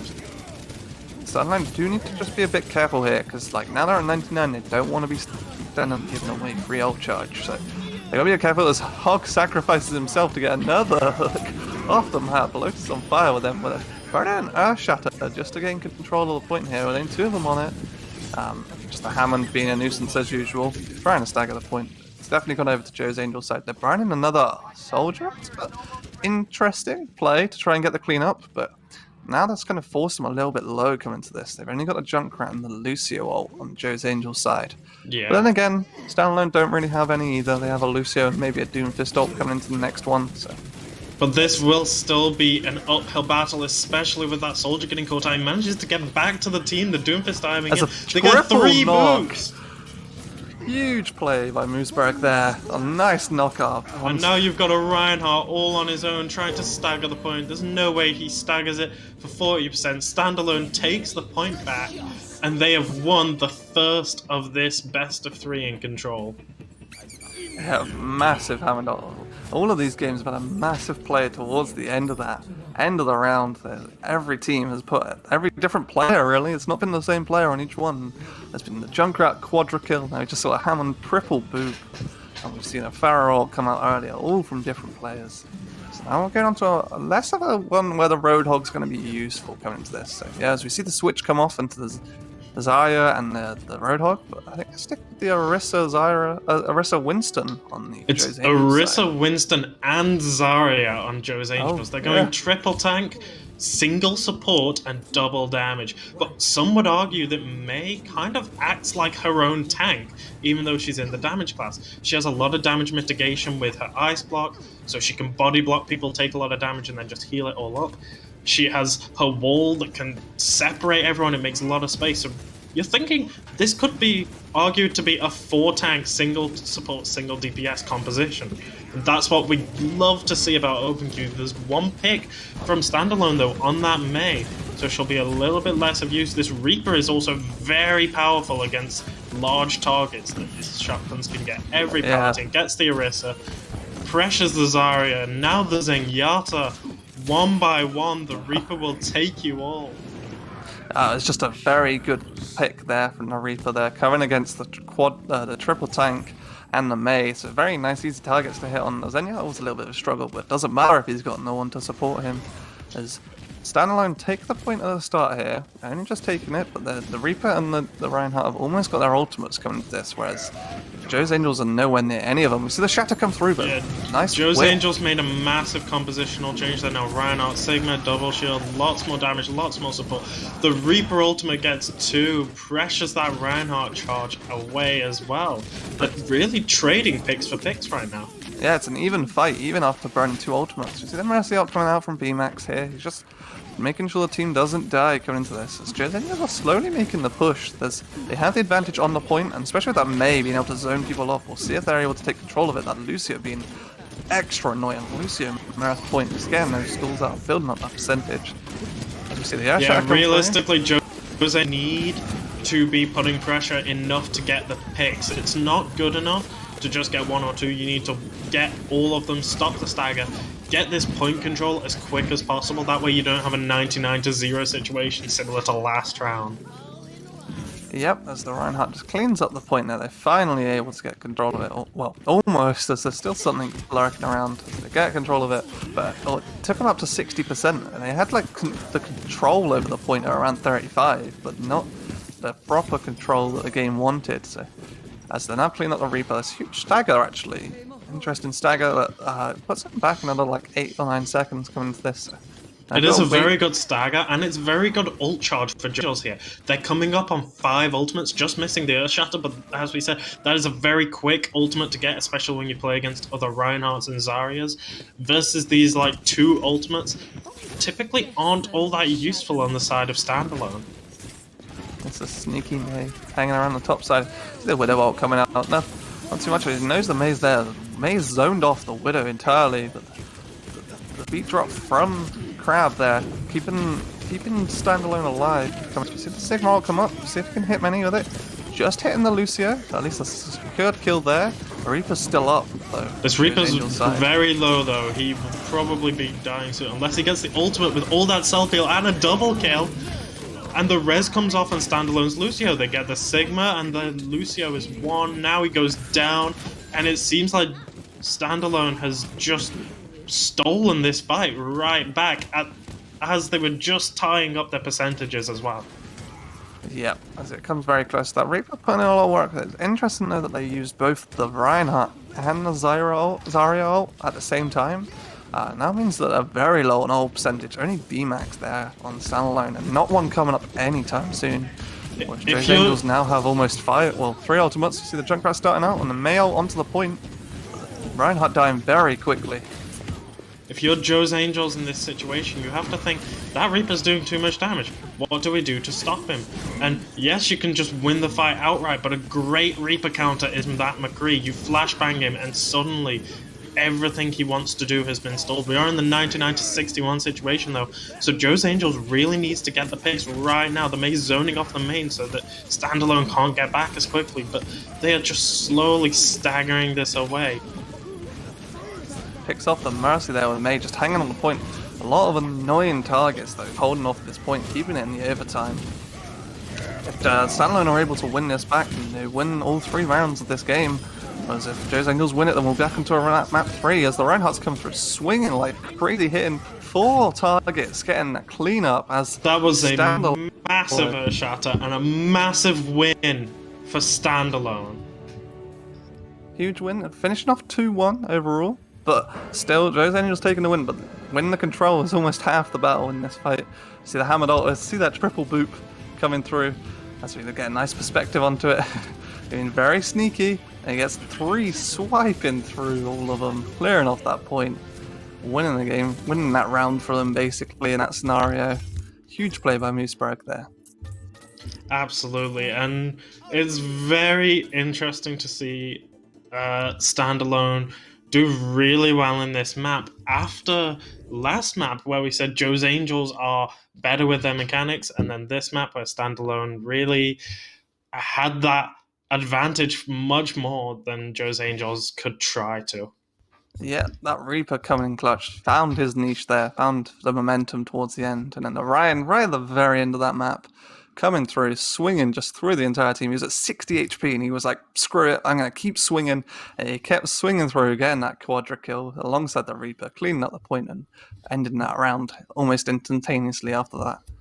So that was a massive Earth Shatter. It was definitely an ability they needed to land if they wanted to win that round. And they did. They did exactly what they needed to do. And they're definitely the superior team when it comes to Overwatch. I think they've defined that now. Yep, they were all very good games there. That third game has been a little bit too one-sided, but there was some nice contests there onto the point. But the payload, it clearly shows Joe's Angels are better as they're pushing through on the hybrid and the payload there, forcing themselves into the 2-1 victory in Overwatch. As we'll be moving on to Rocket League shortly after that. But that was very good games from both sides. Well fought. Absolutely. They were definitely very good games, and you could tell that they definitely had decent experience in Overwatch. Like, they weren't going for the best counters for characters, but they were going for good counters for the sort of composition. It wasn't like hey, let's go Reaper to counter Roadhog, which would usually be your first assumption. But the Reaper still works against Zarya and against Junkrat, who have big head hitboxes or big hitboxes in general. So you could definitely see that was very, very handy. Yep, that was a huge Reaper player they had in there. Coming in clutch against the 3 there, but for now, that is it from the Overwatch segment for us, as we'll be tossing it back over to the hosts to lead us into the next game. Oh, guys, I hope you enjoyed this match because the plays were incredible. That Junkrat ultimate on the second round, that was a brilliant 4-man destruction. I don't know what to say. What do you think, Doobie? Definitely, that was some very good games, especially Joe's Angels pulling out quite a lot of clutch plays there in all of the games. I would say the Junkrat pretty good tire bombs there. I don't exactly know the ability name, but definitely very good ultimates that have been pulled off from older players. You could definitely tell there was a slight advantage that they had.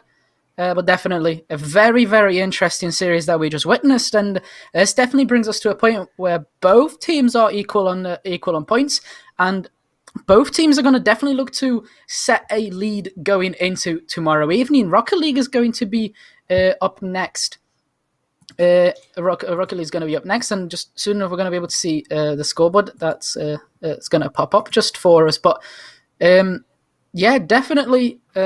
It's gonna be exciting. As we can see the scoreboard, it is Standalone leading 4-2, so there's still a little bit of a point lead for them. But Rocket League will be up shortly, and Joe's Angels have been really excited about that one. They keep and they're gonna definitely look to take the victory there, and maybe hope to tie up into tomorrow. But Standalone will definitely try to vroom around that map and maybe score a few goals, potentially lead to a little upset, as we can see. But I mean, talking about that Overwatch game, it definitely didn't look like players who don't really play that game very often. Definitely looked very, very exciting to watch. And from my point of view, a person who doesn't really spend a lot of time watching Overwatch, it was definitely good to watch how these players was. The McCree pickups for both sides. I think Sigma was very, very influential in that game. Being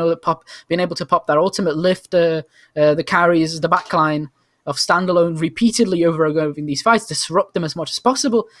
And that was a bigger sway in power for Joe's Angels, in my opinion. The McCree as well pick was incredible. Just a lot of headshots. The Blammy was legit keeping them away from the outpost. He was demolishing Standalone on that one. And Standalone, what was they needed to do is just look for the way to deal with McCree, but they could not find that opportunity. For some reason as well, there at the beginning, they were picking a lot of Widowmaker. The Widowmaker tried to make a lot of choices. Like, they needed to deal something with the shields, more likely, not with the players on the behind the line currently, because the shields were the main problem of stopping them to go through. But from back when I played, a lot of heroes have been added, and the game was looking incredible. I'm not gonna lie with that one. Standalone is still on fire, but Joe's Angels showed that they can try to put that fire away from them. They are trying to grab it away so they can still show that they can do what they can provide. And yeah, definitely, this is going to be the moment for them to do so in the upcoming Rocket League game. We're just going to quickly throw down the few players that are going to be playing in it from the side of Standalone. It is going to be Atlas playing for Rocket League as well, Sinku and Demelty. So those are the 3 players that are representing Standalone in the last game in the last series of the day this evening. And from the side of Joe's Angels, we got Blamig, Scotchag, and Jamon Shaman. I don't know if I pronounced any of these correctly. Probably haven't, but that's okay. We'll probably find. They will probably correct us or find a way to correct us. They'll probably correct us by the time we get to tomorrow. But right now, let's focus on today and let's focus on the current Rocket League match. I am really looking forward to casting of the Rocket League. As myself, I am green with that one, but I will try my best for the going with the flow. I just want to see that broom, broom, bashing, boom, and the goal, and that's how it works for me. That's just going to be incredible.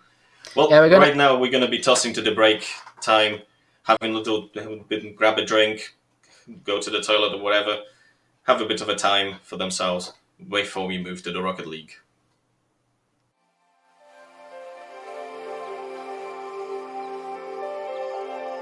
I don't understand, guys. Am I still pronouncing it wrong? Thought I got it right. Or are you guys just trolling me at this point?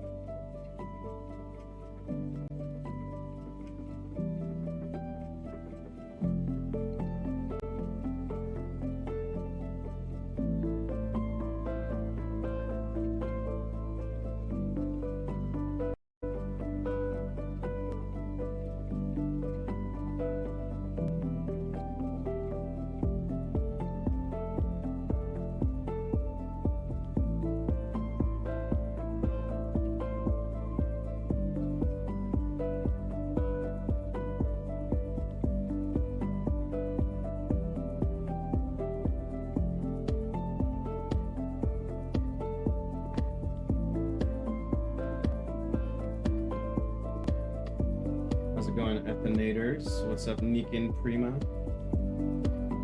Chill AF, I know, right?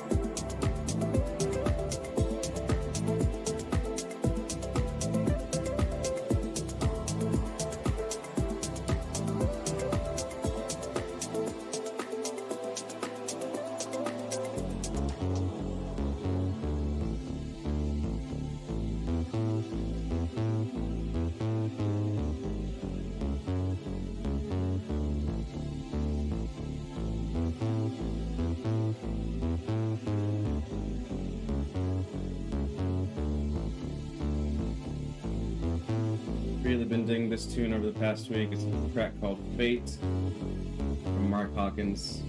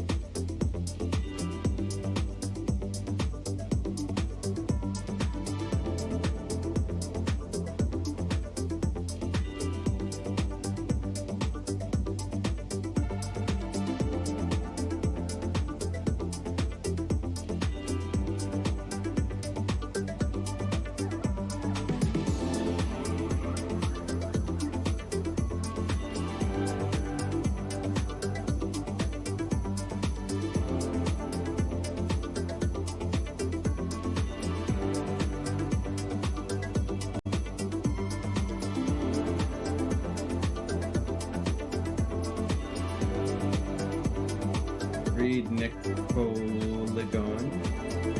Sorry if I butchered your name. That was a good one for sure. Alright folks, we are nearing the end of our brunch session this week. This one right here is a great one from Amtrak. Just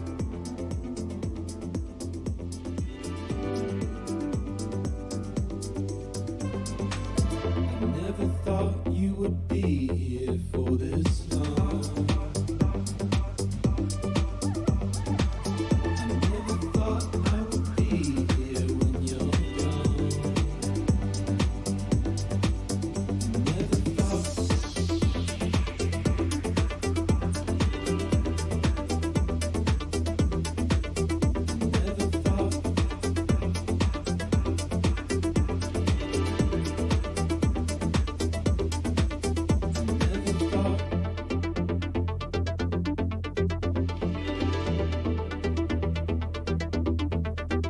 Never thought.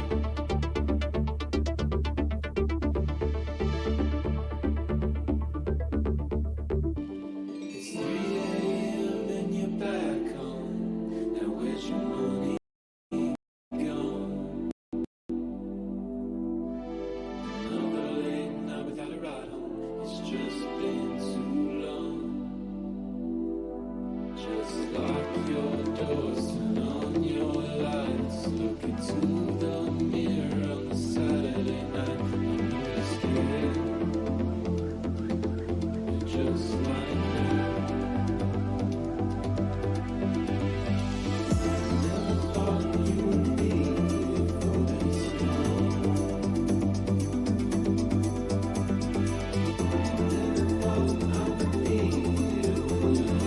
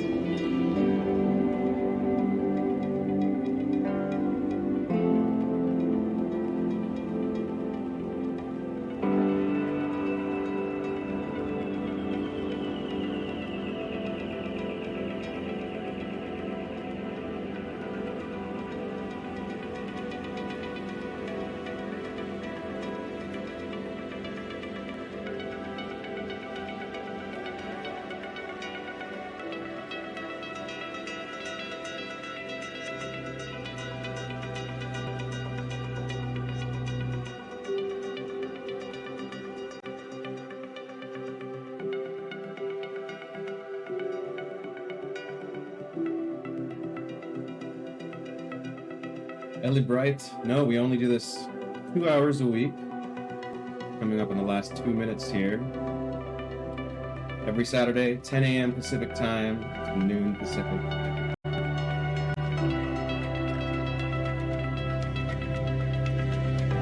This is the last track right here for the evening. Thank you, Transmark.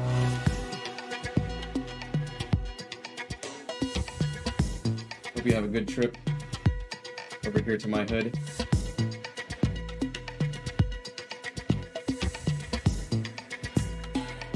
If I was totally vaccinated, I would say let's hang, but still about 3 weeks away.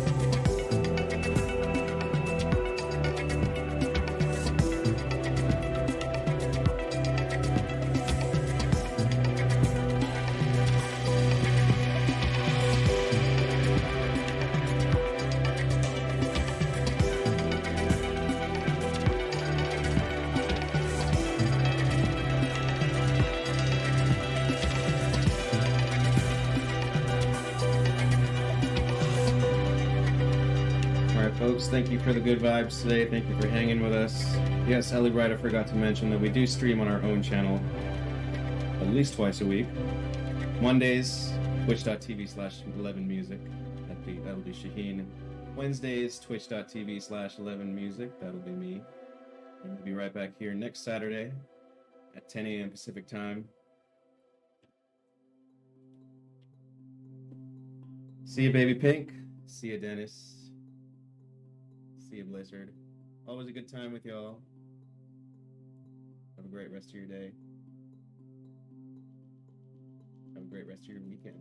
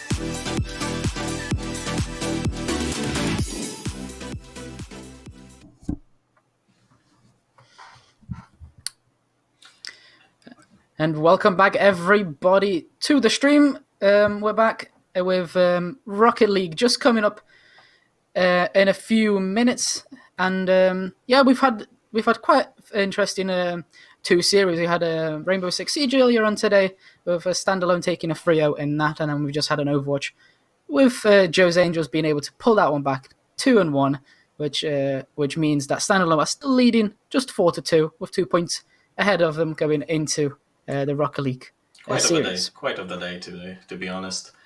They're performing really well. They're giving us action, but we are thirsty for more.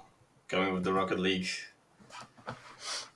Yeah, we're going to be ready for some cars going vroom vroom all over that map. But first, we're just going to quickly just mention how really we're going to that standalone will be looking to minimally take 1 game, and then they'll be able to go into tomorrow with a single point lead.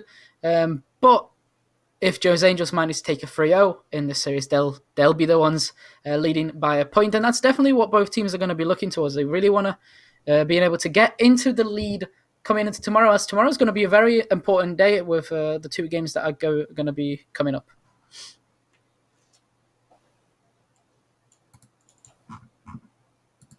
Yep.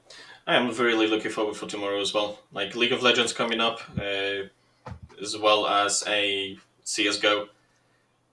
And then another FPS. I hope standalone is going to show its power with the FPSs. Now, not the hero-based ones, but more like actual tactical shooters, which is going to be a different vibe. Probably there'll be a slight difficulty for Joe's Angels, but we shall see how they're going to go with that one. They performed really well in Overwatch. Maybe they can actually show something in CSGO as well. But in League of Legends, how do you think that's going to go? Have you got any thoughts already? I mean, I'm expecting League of Legends to be a complete fiesta. You know how it is with players. Some are fairly new to the game, and some who have been playing the game for a while. It's definitely going to be an interesting series of events. I'm probably not going to need to be talking too much about how the teams will come into strategy. They're probably going to try to play more of a pro style, but we don't need to really talk about League of Legends at the moment. We've got Rocket League just coming up in a few short minutes. A 3v3 game mode that I particularly myself haven't played, haven't really seen much of, but definitely it's. It could be a bigger fiesta than we've already had today. It's going to be something really entertaining, I'm going to say. Cars, football, it's something like casual, enjoyable to watch, just something fun to see. Maybe we're going to see some like mid-air shots. I hope to see some destruction. Like I said previously, I'm really determined for that destruction of cars. Going back with the max speed, ramming into each other everywhere. It just reminds me of that Luna, like when you go to like a theme park with the little bumper cars. That's just something that's similar to this one. It's quite intriguing to see this. Both teams are going to be trying to flip those balls into the back of the nets, get as many goals as possible. From what we know, standalone, they're fairly new to the game. So from what I know, they're not necessarily the greatest Rocket League players. They're probably new players as well. So I'm guessing Joe's Angels are prepared for that. They keep mentioning Joe's Angels.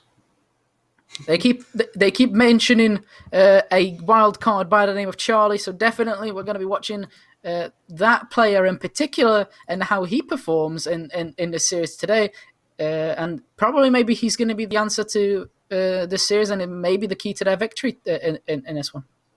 And as I have seen a bit of, they have a little peek of it. Blaming, they seem to be doing pretty decent at Rocket League. They like they're Joe's Angels having some players actually interested in Rocket League.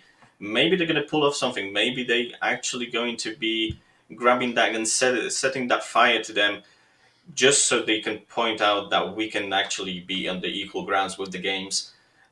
I am really looking forward to seeing that. And with that being said, we are going to be switching off to the casters. Nameless and Stu Party are going to see you there, and they're going to get into game just shortly. Yep. Oh. Hello again. Hello again. It is I again, back for a different game this time. big variation for Overwatch. So moving over to cars, going around in circles compared to 6v6 deathmatch. So, what are your Going a bit of a predictions for wrong this room. game then, Damien? My predictions are going to be that Joe's Angels is going to show something that we have not seen today yet. Something that's been shown in Overwatch, that they can stand on the equal grounds, but this time they're going to show us something that Standalone did in Rainbow Six Siege, which is dominate. I am looking very forward to the domination over Standalone this game. Yeah, we'll have to see whether which team is able to pull off with that domination. We'll see. This game's more reliant on teamwork though, as well, compared to maybe Rainbow. You kind of carry in that game, whereas this game you can't really. You can try and carry as a one-man army, but it's a lot harder, especially if you're going almost like a 1v3 scenario. So we'll have to see how well they can pull off that. So, And it must be a tough as we're saying thing that, to see. As I'm saying, as it must be really tough to notice that to control the ball, having been tactical with everyone. That must be a tough thing to notice around that one. Yeah. There's also a bit of almost like normal football, a bit of teamwork where you have to come in. You can't just kind of carry the ball by yourself. So we'll have to see how they do. Especially if they're like good players, you can like pull off some fancy tricks. Yes, but can you be able to like aim it towards the goal by yourself? So we're just having a few technical issues. Some technical difficulties. We shall try to fix it as soon as possible. Oh. But without further ado, it's still the games are going really well for everyone, and as well as it's going with the Rocket League. Yes, it's a tactical way. They need to be passing on. They need to be working together. They need to be synchronized. If they're not synchronized, they are going to be either going solo or they're going to be not going. The ball is going to fly anywhere, and it's just going to become a little cluster to control. And that's when they need to point out and stand out with themselves to see how both teams going to work around this. Yeah, we'll have to see. We'll have to see. You said there was a hidden. Someone was really good that's been snuck in. You said a dark horse that's been popped in.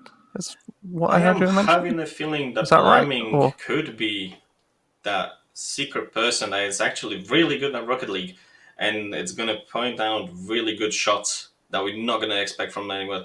Maybe we're going to have some float from the midair. I don't know. It's something that it seems kind of unpredictable. Yeah, especially at this game as well. The way the ball can go, it's very unpredictable. Sorry. So we'll have to see. Saying that though, have you played much Rocket League, Damien? Have you well versed in Rocket League? Have you played it before, or this kind of new to you? Before I've played Rocket League like when the game came out, and I basically had a little try out of it. It was something that I was curious about it. It's nothing that I got really deep into, but it's something fun. Like if you want to play with friends, it's something really fun to play. I have never noticed the opportunity of their competitive matches, but I can see that it has that little spark that rises in people whenever they play it and they try to show them their skills out and trying to prove whatever they can do with just a car trying to hit a ball for us. But for them, they could be just doing some special tricks like in an actual football game. Yeah, I have. Well, yeah, I've personally played that a little bit, so I know what's going on here. As we're finally able to get it all set up in game, as the players are now just loading in. So we'll get that shown to you as soon as we can. All right. I have played it a little bit. I used to play it back when I played, and I got to around platinum level, and I've played a few tricks, but I know of the kind of flip resets levels. They do ceiling shot sometimes as well. Some interesting stuff that can happen in this game. As with the other players have opted for variations of colors here. As Angel's gone in the black color, and Standalone has gone for the pink color here. Standalone for pink. Interesting. See them just to help the player stand out a bit. There's a nice open goal coming through on Blamig, but he's able to not get it on time.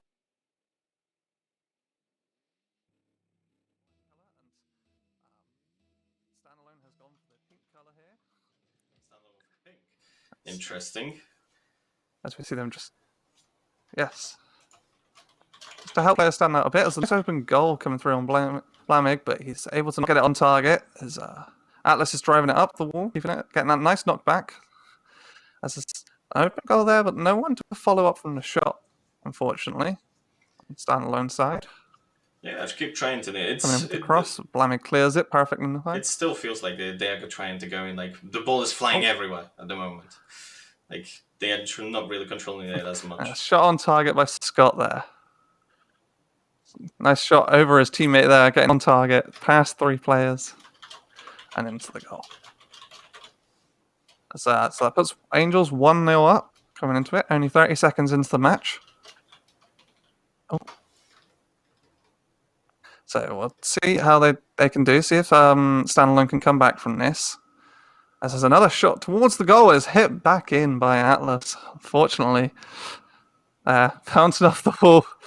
But Atlas accidentally hitting it in there. Blamig close on target. I think he clipped his teammate there and ended up knocking it back in. So 2-0 up for Joe's Angels.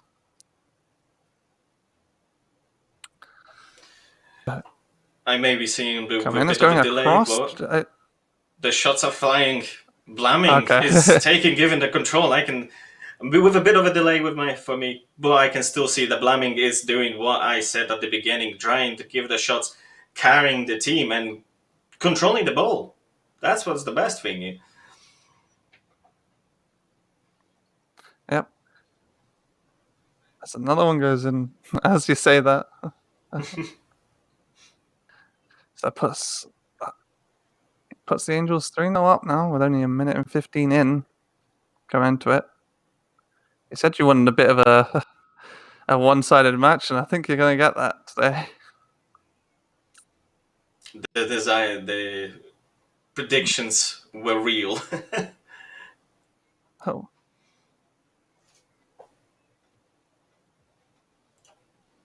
Yep, I see him coming in. Nice open spot here. Atlas is driving it across the field, but it gets contested. Drameki goes in and Blaming aim again on target. There we go. So that's 3 now for Blaming with the hat trick coming in.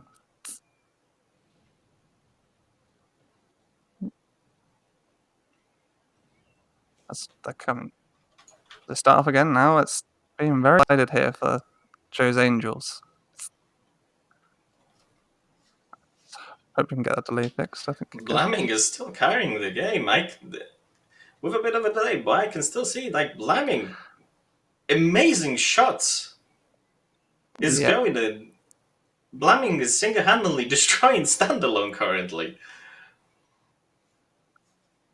Yeah, he's putting in work today with these shots. Nice open across as Atlas is there in the middle. Can he get it on target? He gets it knocked out of his own goal there. Scott Chang putting some threat on as Standalone are all kind of clustered together. We'll see if Blaming can get it crossed in.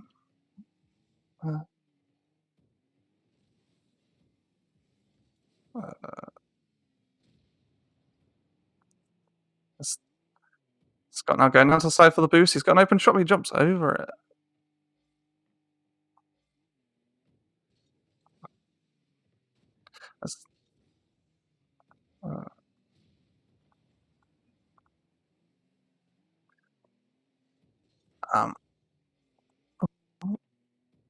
There we go. As see Scott coming across the middle of the pitch here. Oh, so sorry, it's a bit hard with all the layers. Blaming puts another one on target, putting it 5-0 up for Joe's Angels. Starting off again, we'll see if Standalone can come back from this. It's a bit of a threat, but we'll see. As things go on, they all push forward, leaving the goal open for Standalone. As Scott puts it in over the top of them. Standalone is not standing up for this one. They are really feeling behind. On my current screen, there's 5-0 for them, but for you probably it's a bit further in. With what I see, this is single-handedly Joe's Angels are doing what they were meant to do. They are dominating. They are trying to thrive through the Rocket League, and they are proving this with the good flips, with the good shots from there. They are doing an incredible good job at the Rocket League matches currently. Yeah, Angels are putting in their work for this game. We might see this game be over very quickly. As we're coming through, a bit of a delay. It's a bit harder because they're scoring goals so fast that you seem to always be a little goal behind for you. I'm behind with every goal for some reason. Currently, I am at the 7th one. They probably scored the 8th one, 9th one, 10th one. I'm not sure which goal right now are going on. It's a bit hard to commentate with a little bit of delay here, so we'll try and do our best here. As we see that Standalone are being quite clustered. They're going for almost like this duet kind of scenario, whereas Joe's Angels are more scattered about, trying to just get those shots in, trying to find those sneaky shots every now and then. I'm not gonna lie, they are still doing an incredible job at destruction. Like, I am seeing cars getting destroyed left and right. I'm having hopes for Standalone. I'm not sure if they have scored the goal yet, but I am having big hopes. I want them to score at least one. I hope they can score at least one of it. Might not be in this game, though, by the way it's going. We'll have to see. Scott puts another one up towards the target, but it hits the crossbar. Unfortunately for him, it was almost a good shot. It's going downfield. It's almost in. There's some good shots coming out now by Standalone. They just need to work on making sure they're not all standing together at this rate. It seem to be very clustered coming into it. Joe's Angels are coming with a great defense as well from them side. They are defending their goal. They are not letting any ball going through. Standalone on the other side, their defense is feeling like there are none there. They are trying to go at the ball. They're just flying at it, but the ball just goes through them. They just flies between them. It's 3 of them on a goal. It just flies between them. While the Joe's Angels are keeping themselves on the point. Whenever there is a ball, they are going right at it. Yeah, as Joe's Angels score a goal there just right at the last second of the match, unfortunately, it's winding down. And Joe's Angels winning that game, unsurprisingly. Coming in, we see that Scott has that season 11 grand champion, so bit of a competition going on here. Just a tiny bit. Like, not a big level, just extremely massive difference. Yeah, we'll see if they're able to do it on the next game coming up. Sorry, I was just trying to fix that delay for you. It should be fixed by the time with that one. As we'll wait, as we'll send it. We'll just send it to a temporary break here. We're gonna try to fix the issues and some stuff we're going with that one, and we shall be right back with you on the next.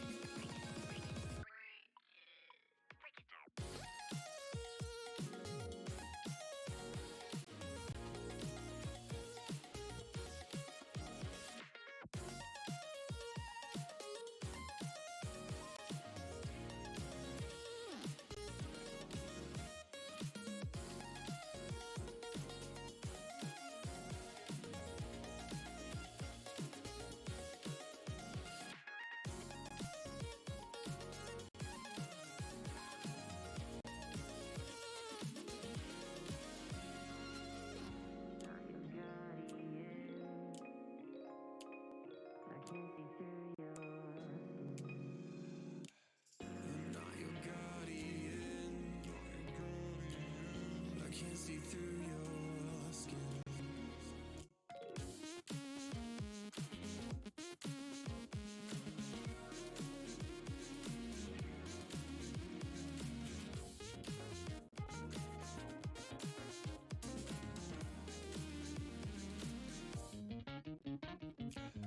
I'm not your guardian.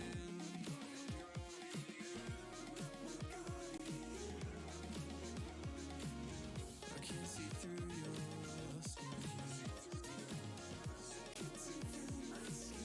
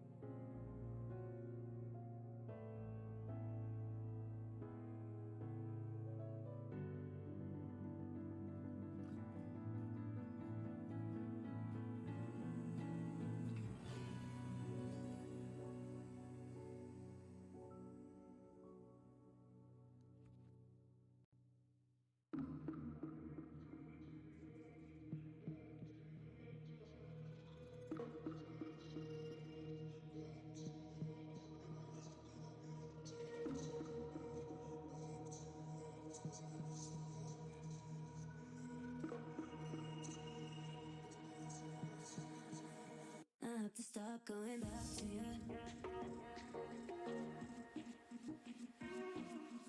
Back to you. Back to you. Back to you.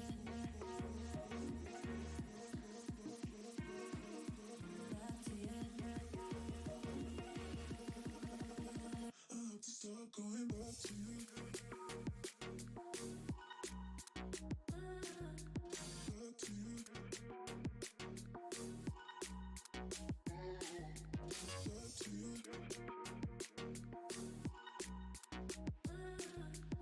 Back to you.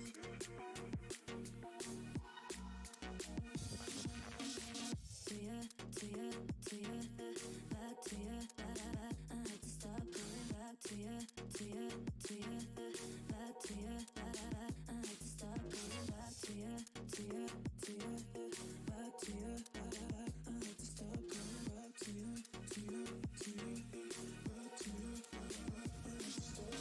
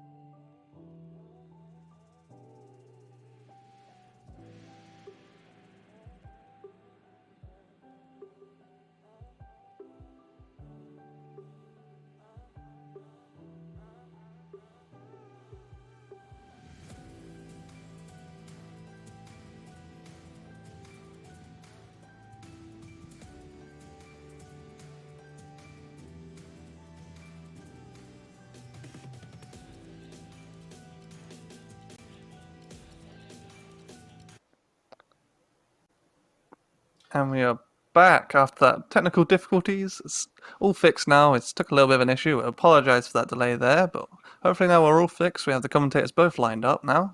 Both commentators. Hopefully, I'll be seeing everything now, and not going to be a goal behind and watching Blammy completely demolishing Standalone with Scott Chegg.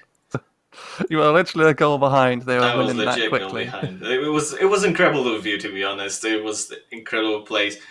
Standalone, from in my what I saw, where they were just flying around, where Joe's Angels, they were controlling the ball. They were the drivers of that ball. That ball went wherever they wanted to. It's their choice. They did it. It was flying with no problem. Yeah, and with Blam there, I can't remember. Blamming putting in quite a lot of work there, putting in a few goals himself. I think they put in about 4, and then Scott coming in with a couple more goals on the clean-up there. Rocking that. It ended up with 8-0 for Joe's Angels. I'm not going to say that they need to... Standalone needs to come back somehow. That was complete annihilation, in my opinion. They need to do something and come back with a good hit. I'm going to say they need to find a way to get to that. Yeah, we'll see if they're able to come back now with this comeback, because loading into the second game currently. We'll see if it's as one-sided this time round compared to last time. Just see they both slam into the ball. Atlas coming with the control of the ball. That's incredible. But still Blaming coming to get away with the ball from them. Yep, as you can see, Standalone there, just clustered up. Oh, get a nice knock up into the air. We'll see if Justin can get in the air and contest it. But Atlas coming through doing a backflip, just trying to bait it out there. Getting close to the goal, but it's bounced up higher than they expected. All 3 of them circled the ball in anticipation. I'm having a feeling of here that Joe's Angels have dedicated roles, because Shaggin's job was mainly just demolish. He was just ramming into people. Where others like Blaming and Scotland, they were focusing on the controlling the balls. So I'm pretty sure they have some kind of a role dedication. Where I'm seeing as well with Standalone, Demelsi is the main person that is focusing on demolishing, while just Sinku and Atlas are trying to control the ball, which is, as we can see, trying to pretty well drive it away. But again, Shaggin's coming in with the shot from Blaming there. Blaming with a nice shot on target. Scott tried to steal it, but he just lined it up, hit it nice and centre, straight towards the corner of the goal. And we have another destruction right on the bottom. Could they stop it? No. Again, could keep the control away from them. Look at the slam. Everyone is going for that ball. There is no control between them. Everyone just wants to get that ball. They want to go for the goal. Yeah, as you see, Atlas trying to get onto it. Vecchi getting a nice shot in there. As I see Scott and Atlas going at it. They're both whiffing there. Justin coming underneath, but Blaming knocking it into the air. Seems to be Standalone's weakness, as if it's in the air. They don't seem to be going for the attempts there. So, whereas Angels are going for those aerial shots there. As we see Scott with nice air control coming down and flattening the ball on the floor. As he bumps Shaggins to give him a little nudge to force him into it. But we see a nice come across. Can they line up the shot? Can they push it in? As Scott comes across and clears it out. With one of Standalone's players down. Let's see if they can defend it. Nice hit by Demelki there. Demelsi is trying to give a big control. They are constantly having that control. Sinku is going for it. Everyone is going for that ball from Standalone. Meanwhile, the other people are standing away with the goal. What a long shot from Scott Chegg. That was incredible. Downtown shot there. Almost a pinch there. That could have gone a lot faster if they timed that right. But right on the target there. Across the back right corner into the goal. Open goal as all of Standalone were up the court, hoping to get it in. As you see, they get a nice kick off, but no one to follow up. Nearly all the way from the back of the field. That was an incredible shot. Yeah, it was a nice shot as they're crossing it across the goal, but no one's there to follow up. Coming in. You see Scott, nice wall hit there as Blaming does a hard turn. Can Scott chip it over him, and he gets a nice side roll, knocking it just over the top of him into the goal. Beautiful control there by Scott. And even if he missed Amazing. it, Again, even if he Blamming was missed it- already as well on point. In case if Scott missed, Blamming would still hit the goal inside. Yeah, Blamming already had that already lined up. He had his eyes on it. But nice touch there. The Melcy just explosion. ramming onto Shaggins. But Scott going for the one-on-one, but he completely misses it there. Nice control off the wall, but he didn't get the shot lined up enough. Whiffing his shot there. Nice control there by Standalone. They got it open, but Scott sees a shot down the middle, but avoids it. Another explosion. That is incredible. Will that be the first goal? Atlas is controlling the ball. Oh, he misses. Unfortunately, that would be an amazing goal. He was controlling it perfectly while Shaggins just having his revenge. I am enough of getting destroyed. I'm gonna do the same. This is a lot. It's Distractions. coming back. This is now happening to be a war. But I a don't think long they're happy, shot though. from Scott. They ain't happy about them. Them demolitions. Scott was having none of it. He's like, that's it. Stop exploding each other. Can't explode each other if we're waiting for us to take the kick off. With the boom on as well, on the back of the field. So it's 4-0 now for Goes through the Joe's field. Angels. The kickoff going directly towards Standalone, but not much follow-up coming in there. Shaggins just takes a little bit of a break, takes a pause on top of the boost. Scott hanging on the wall, Spider in it, seeing if he can get a shot in. Nice shot above the goal there. There's a couple of them missed the shots. Able to get in. Demalki puts the contest on. Nice contest. Atlas is just circling under it. Not getting a decent hit on. Justin's hitting it off the wall. Trying to Let's see direct if they the can get car a to shot. the actual point. Trying to get a Feeling shot on The target. ball is constantly in the air, and as you mentioned previously, Standalone does not know how to control the ball mid-air, where Joe's Angels are completely, and then Blamming coming with the destruction and the goal. No, it gets prevented. Nice defense there. Incredible. As Demalki gets control of it, puts it down on the floor, but it gets it taken out by Scott. He's able to get over the top of it, but he couldn't get it down in time into the goal. So we're seeing lots of good attempts and lots of good hits, but nothing really on target here, or nothing across the goal. So Scott, they're hitting it towards their own goal here. They're being a little bit lenient as it goes. Wrong Nice cross, side. but no follow up there. Justin was almost there, but not enough boost to get him into it. 30 Demalki seconds remaining, but the knocks Melcy it with a towards helping Scott. for Scott. Hits it on the back of him, and Scott just puts it in. Well, the last touch was all the way back in the other side of the field. It's like, thank you for the Demalki help. hit it in. Just hits the ram, drives it in with no problem. And Shaggins just for the revenge, going with the boom on the end. Yeah, it was 5-0. I don't think Standalone are coming back from this one, unfortunately. It'd be a miracle if that could happen. But They would have to We'll see. score 5 more goals in 15 seconds, which I fairly doubt to see happening. But I don't think so. nice Joe's Angels will lineup be there. allowing that one goal. They just don't want to allow it. And Oh, Scott Blamming comes with lines the it up. shrugging. And the little Blamming- touch from Blamming. Just like a little tips it nibble. over to Melky. He had him. He tried to bait him into going in for the attempt, and Blamming just puts a nice touch to it. Demalki missing the jump there. He goes for a forward roll instead of just jumping again in the air just to put a touch to it. Just a casual touch Unfortunate. with going. They got 4 seconds left. I don't know. I having a feeling that Standalone is not coming back from that one. Yep. We see Scott get the MVP there. Beautiful goals there. He has 4 goals in that game. You see Shaggins with 47 bumps. He was prepared to knock people out of their place in that game.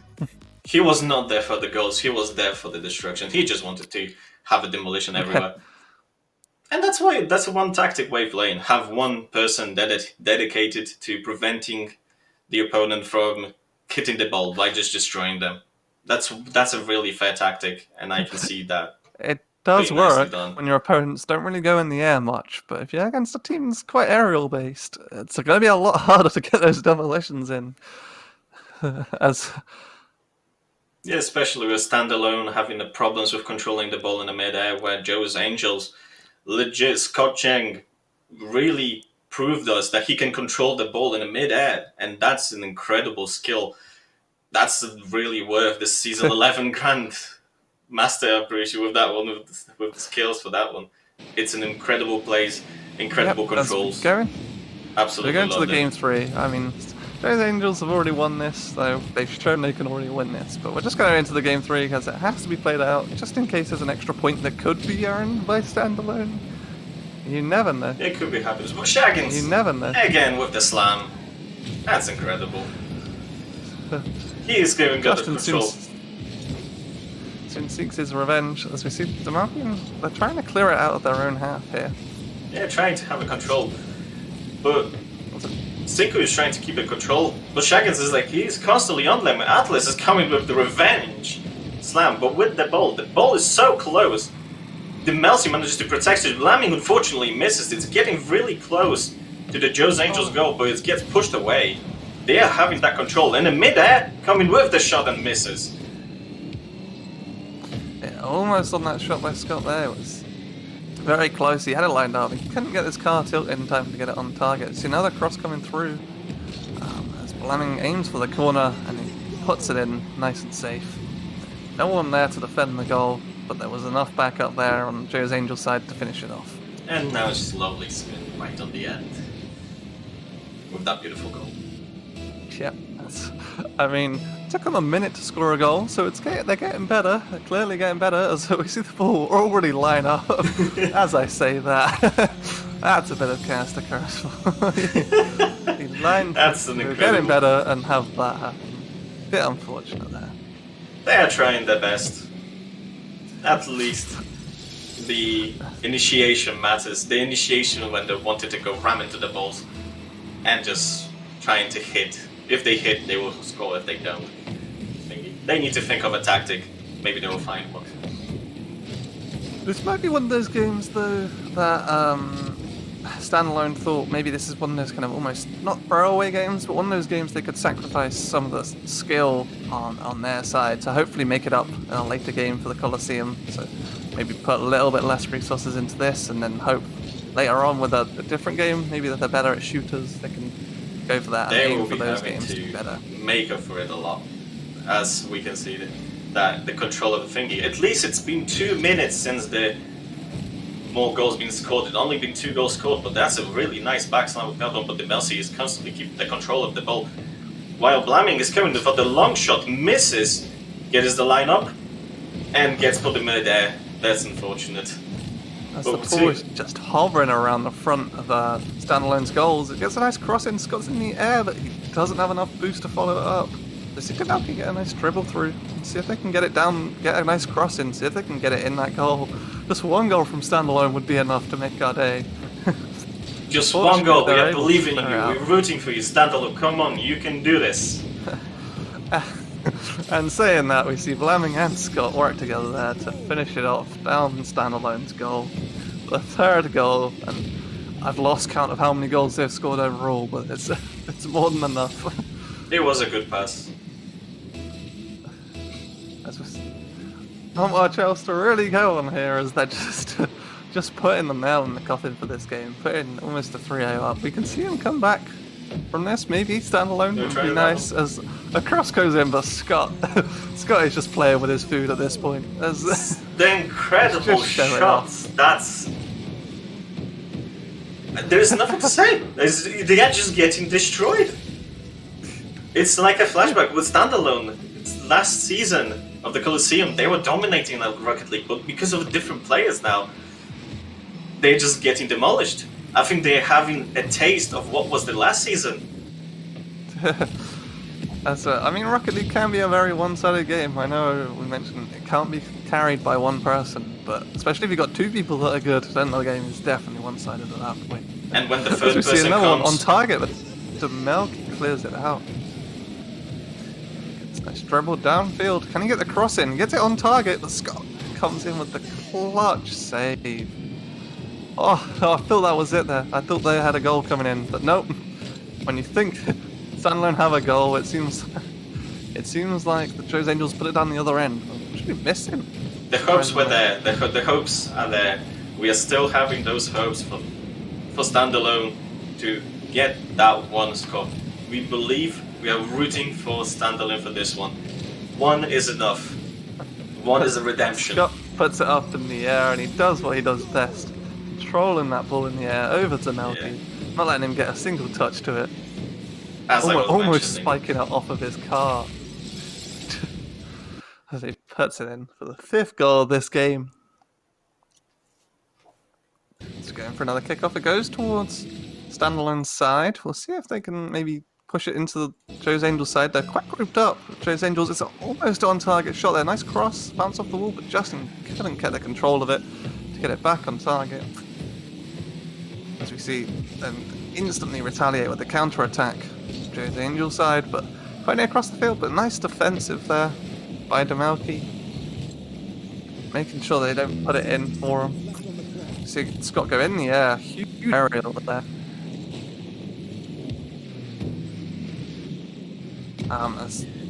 They are still going with the nice hits.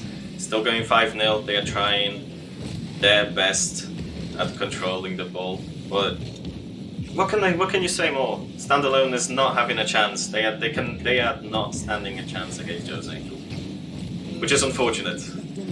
Yeah, I would have liked to have seen at least one goal come from Standalone. I mean, it's not even yet. There's a cross that almost comes in, but they aren't able to capitalize on it. It seems like Joe's Angels are always there when that ball is anywhere near their goal. Their eyes are never going off that ball. Scott putting it in for his 5th goal of this game. He's taken 10 shots towards that goal, half of them going in. At least, he's taken shots on target. At least there's a few that have been stopped. It's not been every shot going in, but even it feels that way. Atlas gets a nice hit towards that goal, but no, there's already Blamin waiting for him, making sure that he don't get that one lucky goal coming through.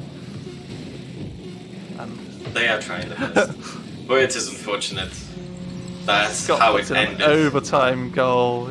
Just insult to injury. Nail in the coffin. They're just absolutely dominated in this game. Joe's Angels win 3-0. Dominated first game 8-0. They have not scored a single goal. Previous game 5-0. This game 7-0. It's just incredible, and it could be demoralizing.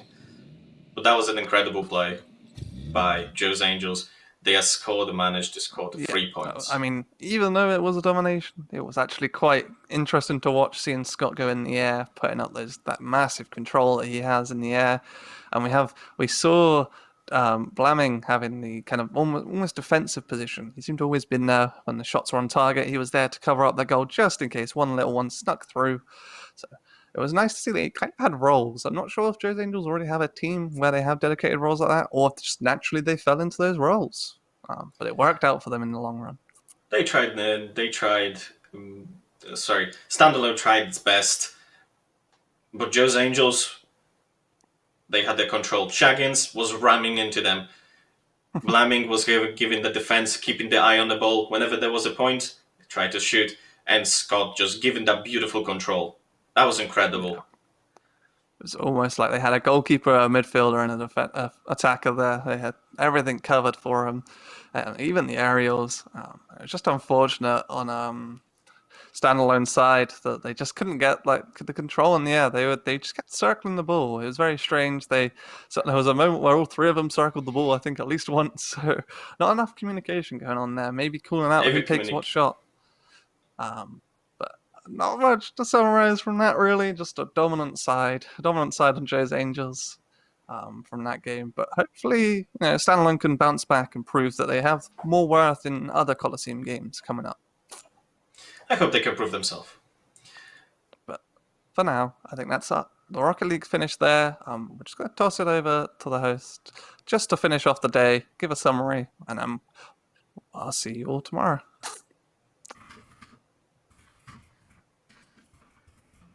That was incredible. I'm not gonna lie. That was absolutely incredible. Yeah, definitely. That was heavily one-sided games. What can you say?